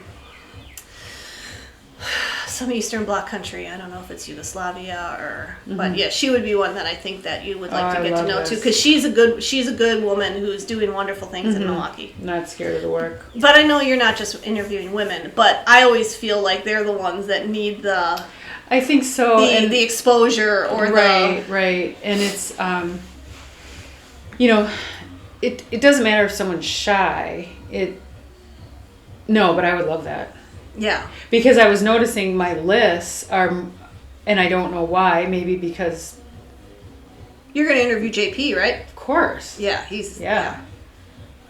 He's going to be like a 7-hour interview. I know. Well, everyone is. That's what I'm realizing. And that's the reason I started doing this, is because I know the coolest effing people. Yeah. And then if there's people that I want to talk to anyway, that I actually am seeking out to talk to them, they're probably referred or interesting in some way, so it might as well be an interview. Right. So it's just like a win-win. But I perceive all of these as part one, for sure. Because you and I next time could dig into one topic. It could be political, it could be the build thing, it could be, you know, it's some of them like this one, it's just random. Yeah. But it has a little cadence. Preparation, I think, would be good, because if you pick a topic, there are very thoughtful things you can say on that topic with very little preparation. It doesn't even have to be prepared statements, but just focusing on it. You know, like when I was thinking about doing this with you, there were a few things that came to mind. And now none of them are in the front of my mind in the spur of the moment. But, you know, you do kind of think through it, and you think, what would anybody be interested in, and what could I possibly convey that somebody doesn't obviously already know? Do you know what I mean? Like, there must be something that I have that I can impart. Oh, totally. That's... Well, and I always like to... I'm always big on people having takeaways. Like, I love to learn. I want someone to be able to take something away from this. So... Like, in general, this is about creative conversations, which just means anything, right? That's very general. But, like, how does someone produce something? Where did you get that? Where was that instilled in you? Yeah. Like, any given thing is going to make any listener, at least it makes me, think, oh, yeah, that is, you know, that is where I got that from. Or, isn't that interesting? I could, you know, take on. So, sometimes it's, like, very specific things. Like, I want to interview my my doctor, you know, who, like, let me have my kids be birthed the way I wanted to. You know, I'm curious about a lot of things that I've never been able to ask her. Yeah. So for her, it would probably be more specific. Yet I'm really also curious on her background. You know, so it's like we all just need more time. You're all just too damn interesting. Yeah. I like this. I think this is good. Now, you're just doing this. You're not. Are you thinking of uploading these to StoryCorps at all for archive? So that you sent me, and that's what I need to do next. And then because I think you can submit your own. You don't have to use their app. I think you can just probably take a thing and submit it. Right. It's totally free and open format. It's not like you have to follow a formula. And if they're collecting stories, because that's the goal, is our stories, is our history, is our interpretation. And that's almost, I want you to listen to that podcast, because that's almost what you're talking about when you talk about focused. Because everybody is like this huge body, and then there is that one time they donated an organ to someone and they sit down and talk about that. Or when their sister dies and they talk about that. And, there's some really powerful ones. I think that the thing that I like the most is listening to old people of color that talk about the shocking racism that barely lays below the surface. Like, you start believing, like for a while I was like, hey, we're past this, being a white person who doesn't know any better.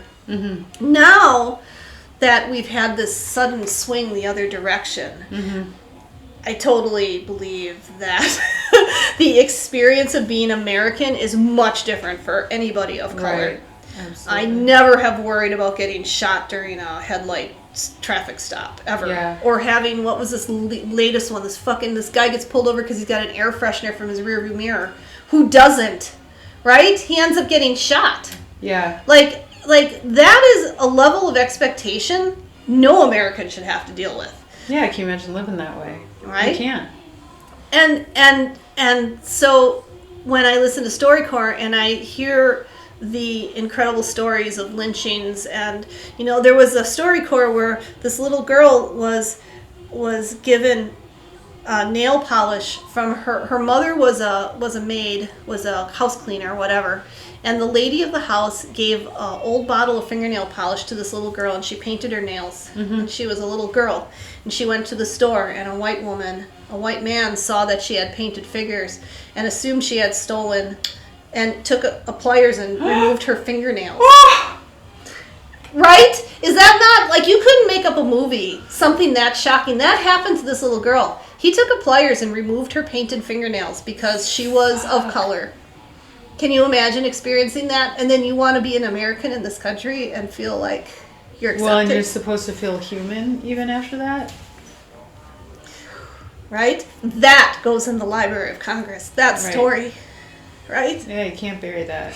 No. And that person lives in this country. As an American. Right. With children she's afraid are going to get shot.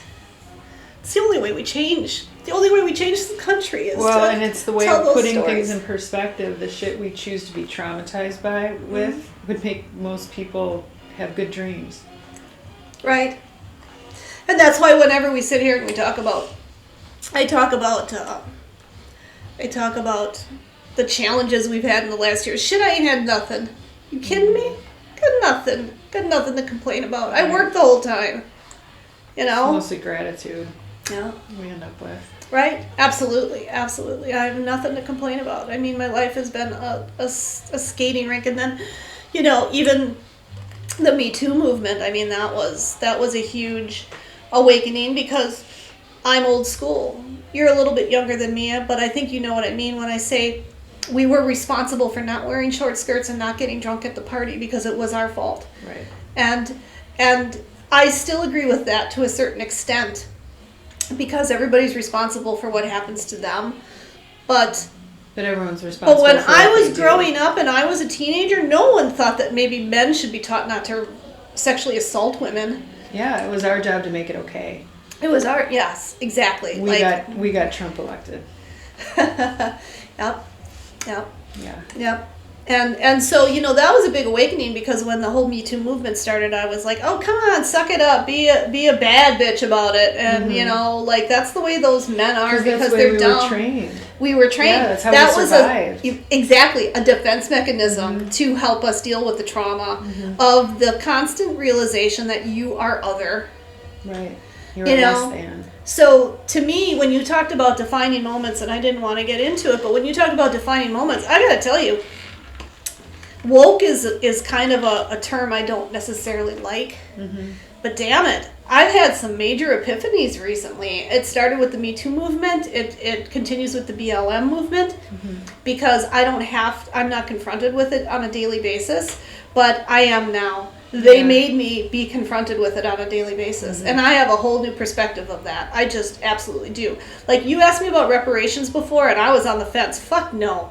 Those people deserve everything we can give them, as far as I'm concerned. Mm-hmm. You know, because this country was built on their backs. And what have they gotten?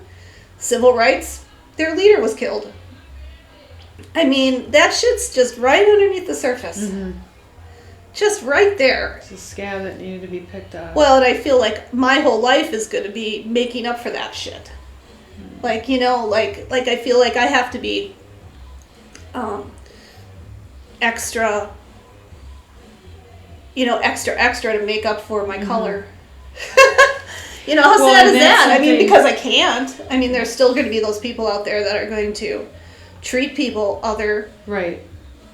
And that's another struggle too, right? Is just to be okay with who we are, be grateful, because we are lucky and we know it.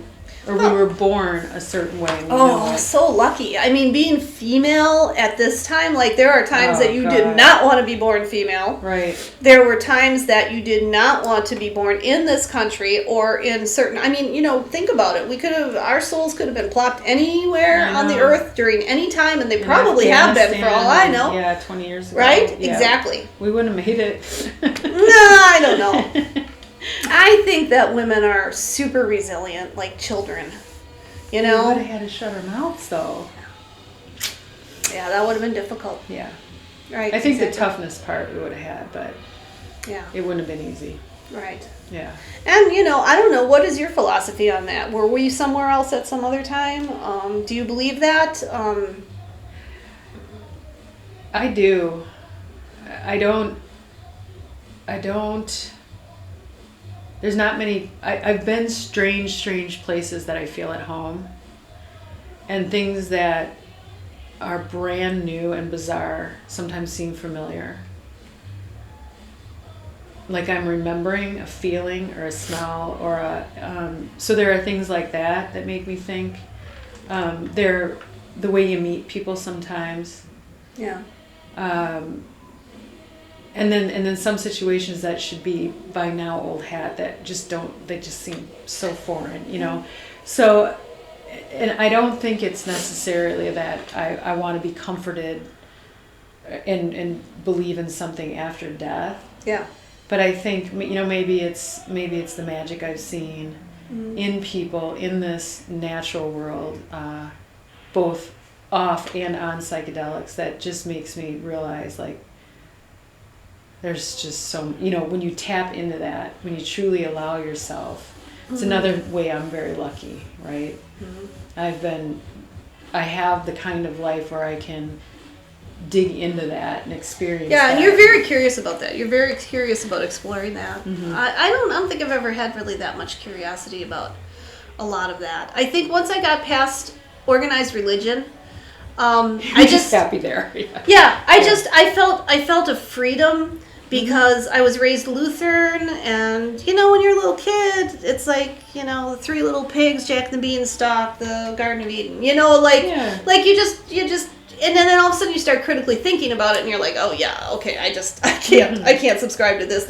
And I hate hypocrisy. This is why I hate racism. This is why I hate homophobia. This is why I hate organized religion, because the hypocrisy of it never squared with me. It just never made sense to me. Right. You know, how can you live a good life and get to heaven but then treat everybody like shit along the way? Yeah, I mean, it doesn't add up at all. I mean, and I can't believe anybody really believes in it, honestly. Right. I think they just do it because it's a tradition. It's like, you know, we have, you know, turkey at Thanksgiving. It's a holiday. So what do you believe? Do you believe you've been here before? Do you believe there's something different after? Boy, I know you believe in karma. I think sure it do. brings you happiness and joy, and you feel that.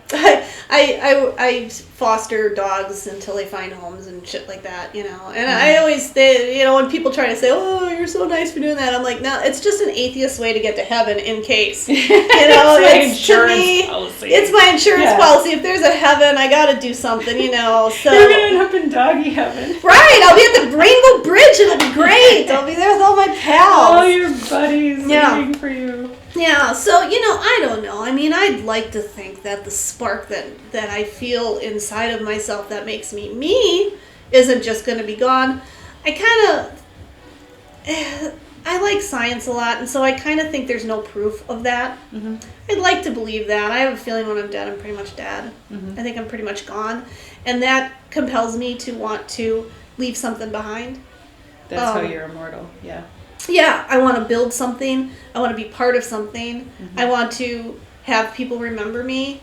I want to leave some photos, or I want something. Yeah. I'd really like some sort of legacy, and but you don't get remembered forever. Do you know your great grandparents or your great great grandparents? Do you remember any stories? Oh, well, so you have some stories? See, I don't have any stories of my great-grandparents. I had a great storyteller for a father, so... See, there's a blessing. But that's the thing, so that's why I need to get on the ball, and that's why what we're doing and talking about, contributing to these story vaults, that's why that's important. Mm-hmm. Yep.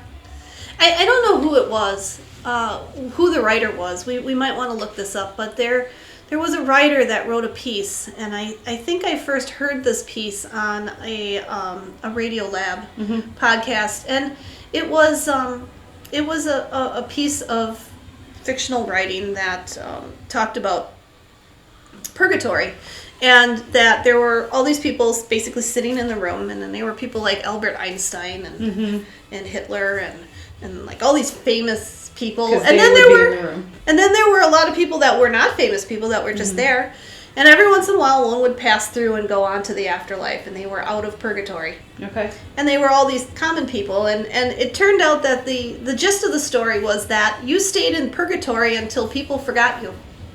Oh. And when the last time anybody on earth uttered your name, when it was the last time, that was it. Then you could go on, and you could pass to the afterworld. So, there's poor Albert Einstein sitting there. They're going to talk about him forever. He is stuck there forever. Oh, so it's almost hell when you're remembered. Right. You're stuck in this waiting room, waiting bizarre. to get into the afterlife until someone forgets who you are. Yeah.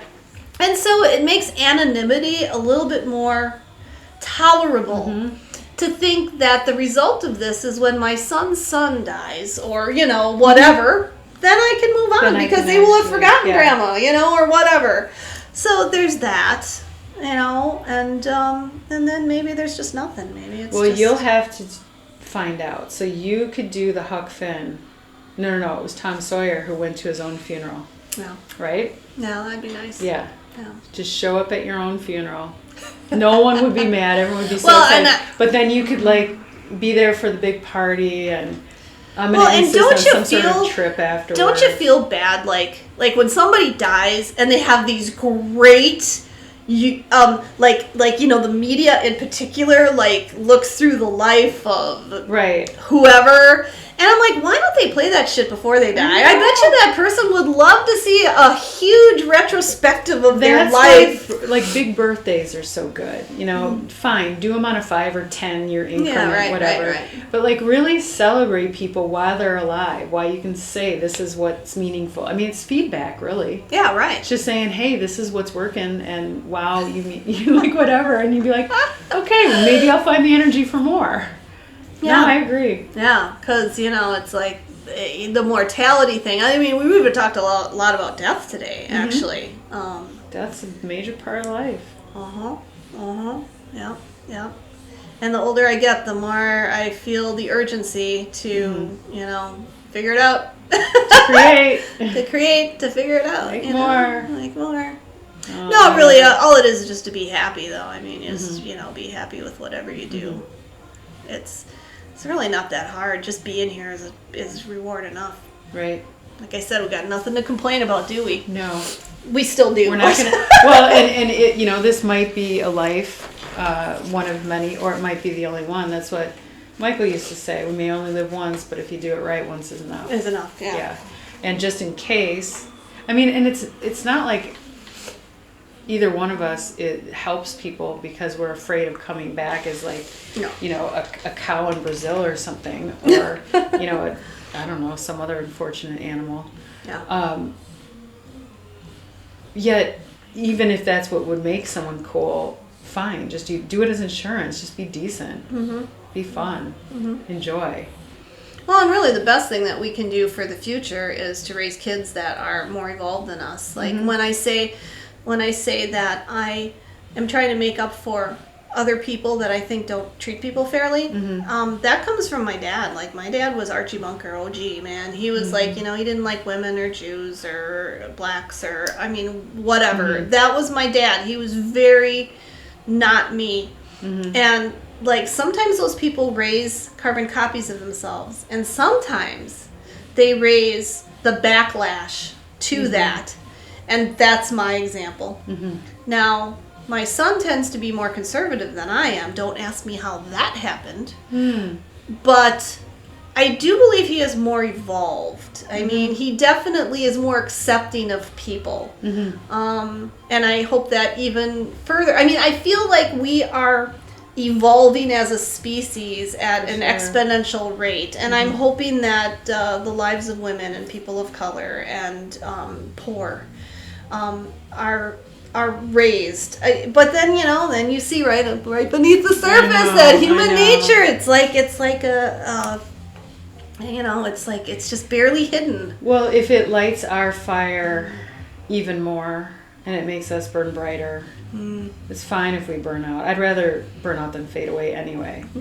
So if it is not in resistance to, but to overshine that darkness, so be it. Right. We can do that. I think it's a time of great change. I really do. I do. I hope that people start thinking more. I think there's a lot of people that are just not on the radar.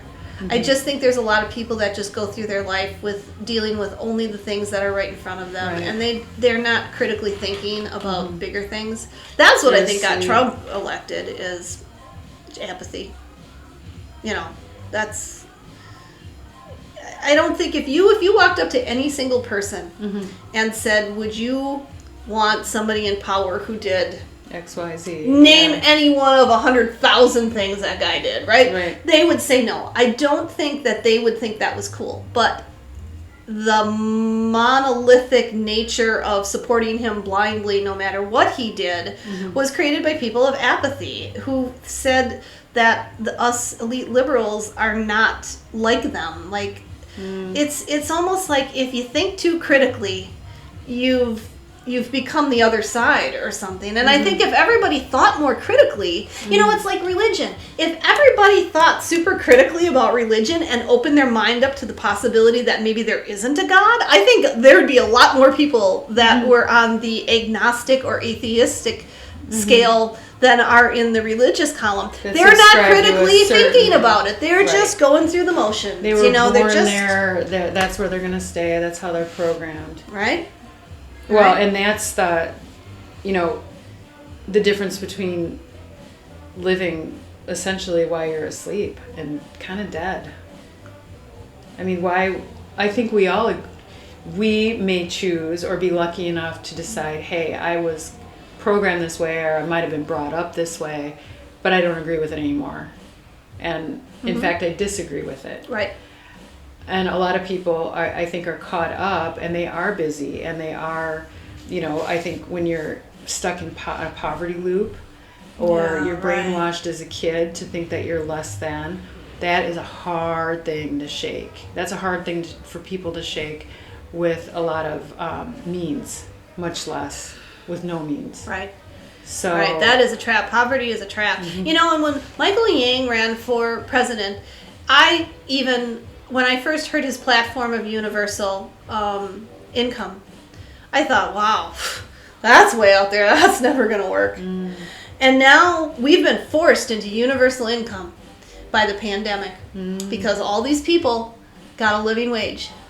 They got a taste of what it would be like to get $600 a week in unemployment. Well, that was the $600 on top of, whatever shitty pay they were making. So all of a sudden, these people had the equivalent of maybe a $20 an hour job or more, right? Depending on how much they got on. And they were like, all of a sudden, they're like, wow, I can make my bills. Yeah. Like, I'm in the middle of a pandemic, but that money, and it wasn't a terrible lot of money. It's $600 a week.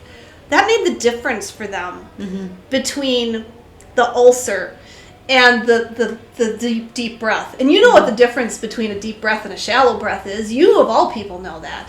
When you are to the point where you are breathing like this, you can't function. That's what poverty is to people. I think it is the total, what did I say?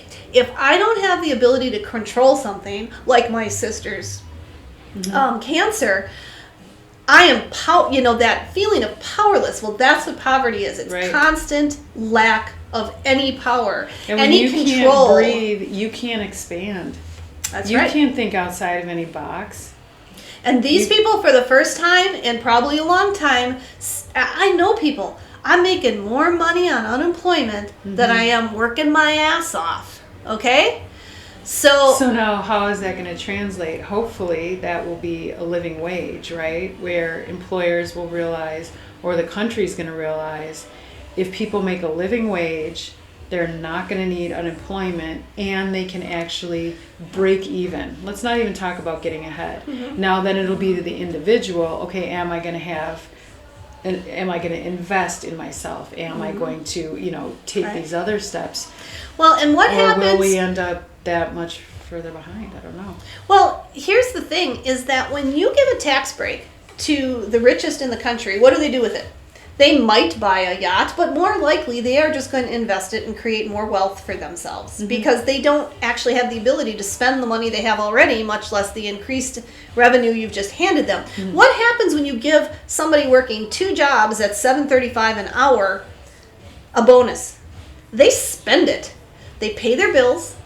They take their family out to dinner. They buy a new mattress because they've been living on a mattress that's 25 years old. They spend that money. You want trickle down? You give it to those people. Those people will spend that. They will go to Wendy's and get a meal to eat. They will go to, they will... I'm not even talking about their ability to save, which God help them if they could save. Imagine that. What that would mean for the Social Security Administration, what it would mean for society in general. They would be able to get health insurance or Medicaid for all. I mean, Wouldn't that be nice? Wouldn't that be nice? Think about how that would free them up to start a business if they didn't have to work for somebody for insurance. Think about the innovation you'd have. I mean, to me, it's a no-brainer. But it is a huge bone of contention because as soon as you start messing with the powerful, that's a hard one. But these people, so this was my original point, these people have gotten a taste of what it would be like to live on a living wage, where they don't have to work at Walmart and still qualify for welfare. Think about that, getting food stamps while you're working full-time because the richest company in the nation can't pay you a living wage. Right. Oh, that's fucked up. One that we're all supposed to invest in now because they're one of the best things. It's making other people rich. Just so they got additional unemployment and they got stimulus checks direct in their pockets. And now they're going to have to go back to the way they were before. And you know what? They're going to vote. They're going to vote. They're going to say, you know what? This is bullshit. Like, I would have a quality of life that would allow me to be a better parent, be a better person, be a happier person, contribute to my society if I just had this little bit more. And it's, again, it's the pie idea. That tide will raise all those boats. And I truly believe that. And it's the polar opposite of my coworker who believes that there is no racism in this country. We had a black president. Black people aren't treated any different than anyone else. He said this to me. He said this to me with a straight face. To me,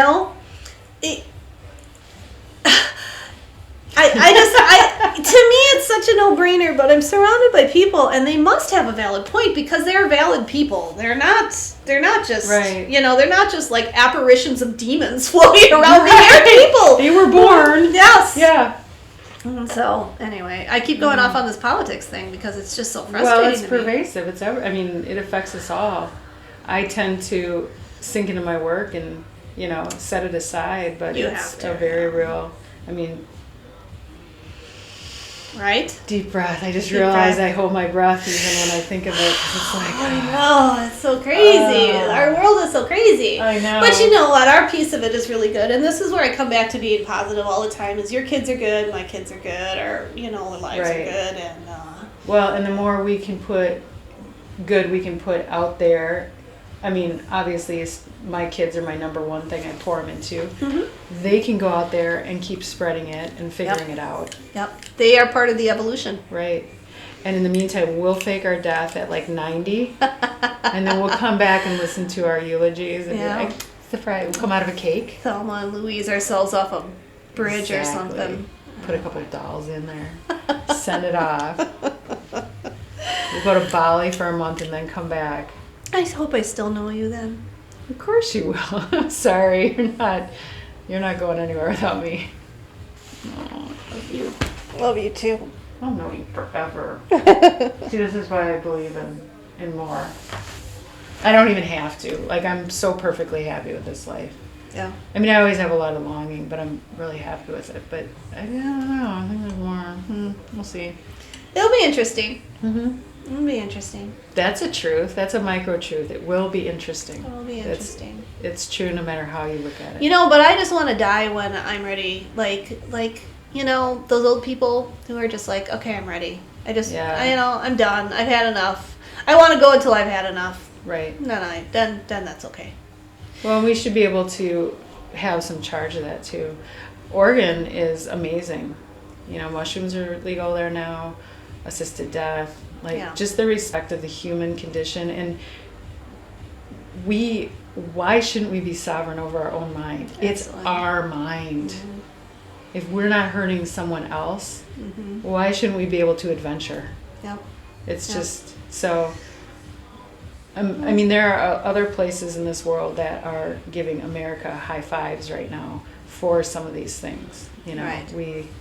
We're catching up again with the native ways. And that is an education that I think this country needs to learn. Is that I was talking to a neighbor of mine who's very conservative and he started talking about this stuff, including like what you're talking about. And I said, you're not a Republican, you're a libertarian. And he's like, what's a libertarian?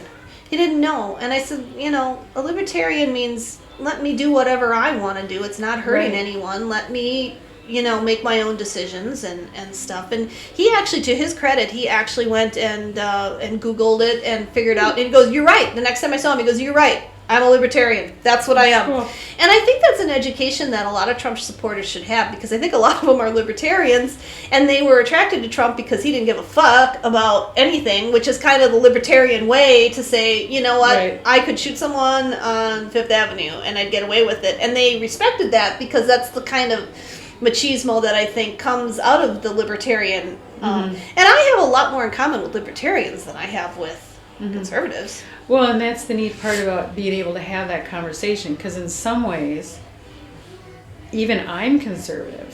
Like when it comes to the way sometimes I save money, or I don't want regulation on me, for instance. Right. Well, yet I do believe my country should care for all of its citizens, and we should have health care that's like a basic human need. Yeah. So.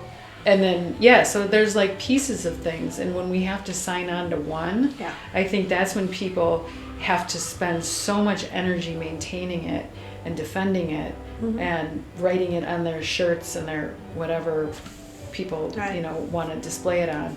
So it is cool. It's very cool of that guy to say, that he what came is around. that? I want to know more about that. And they had Boehner on the radio the other day, who used to be the Republican House leader, right? Okay, remember Boehner? He had the bad tan too, he's kind of that guy.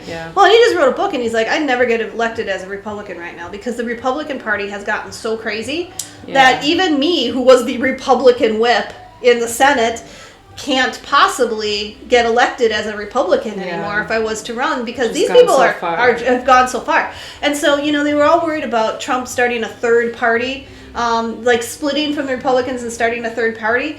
And I believe that we already have a third party, which is the Libertarians. And if we could just get all of those Trump supporters that begrudgingly voted for him because they don't really like him, but they don't like the Democrats, they would all swing to the Libertarian side then, and you'd have your third party. Right. And let the Republicans just spin themselves into their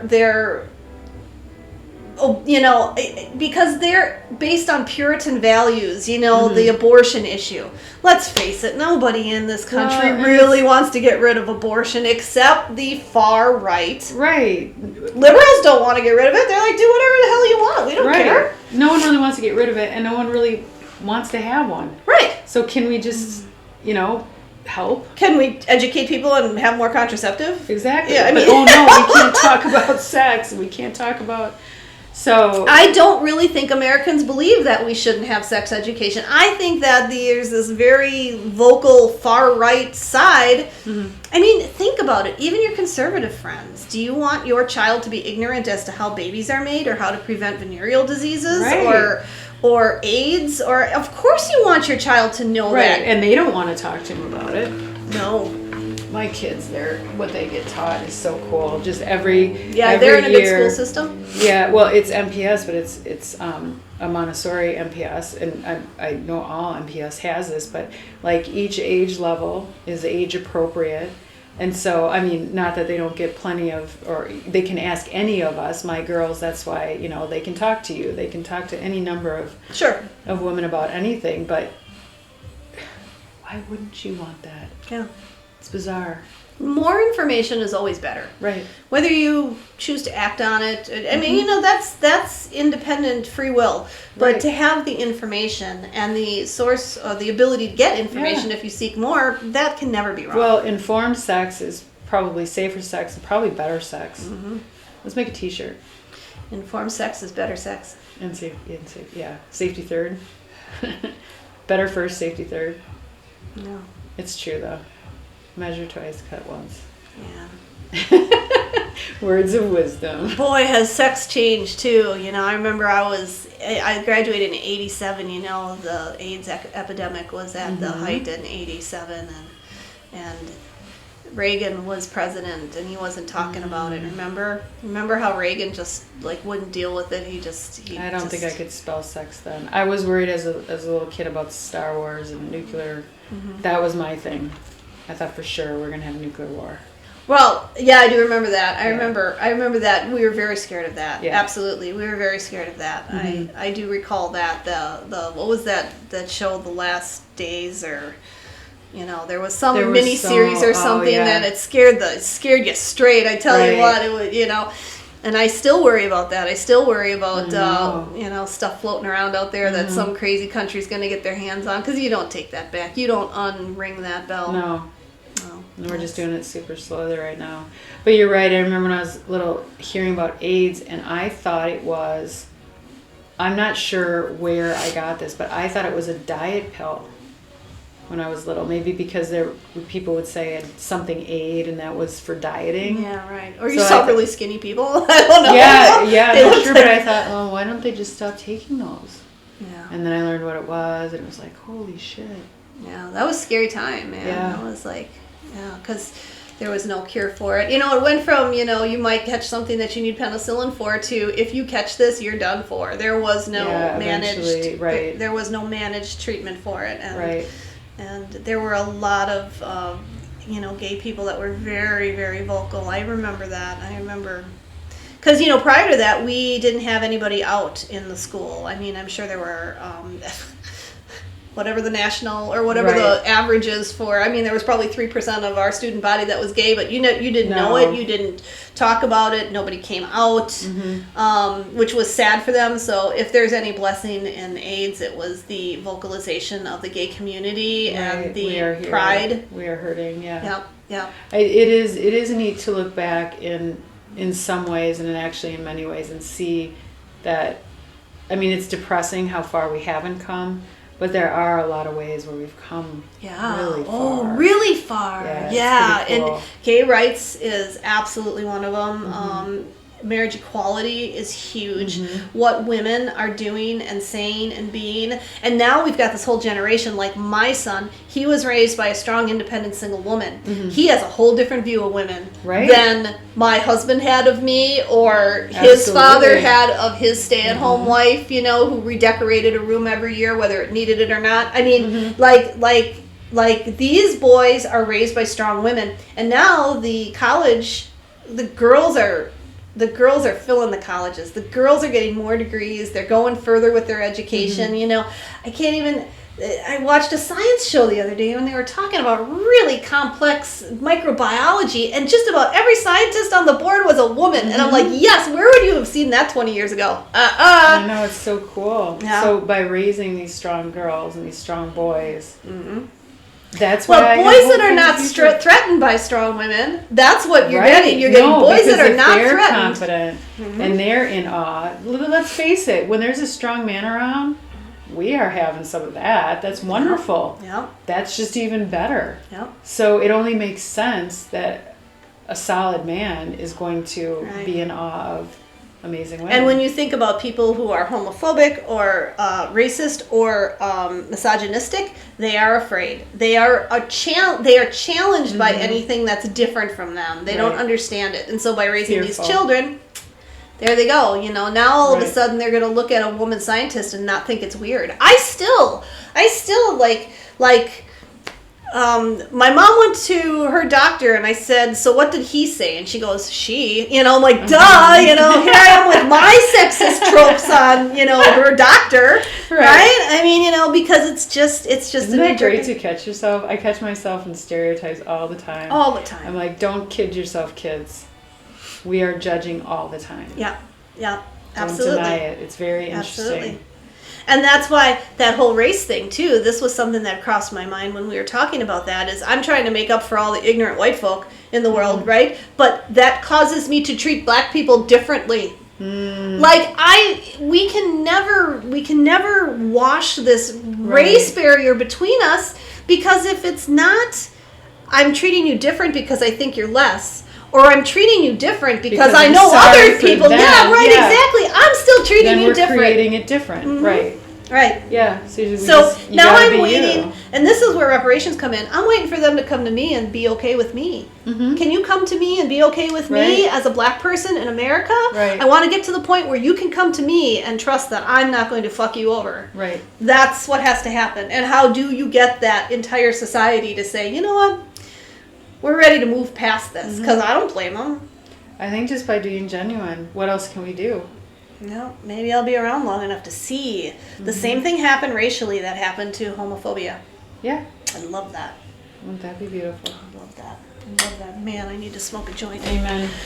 All right. Cheers, sister. No, you really have to cut a lot of that out. I really have to pee. I'm not cutting anything out. Oh my God, nobody wants to hear all that. We will see. I love this. Look at, there's my name.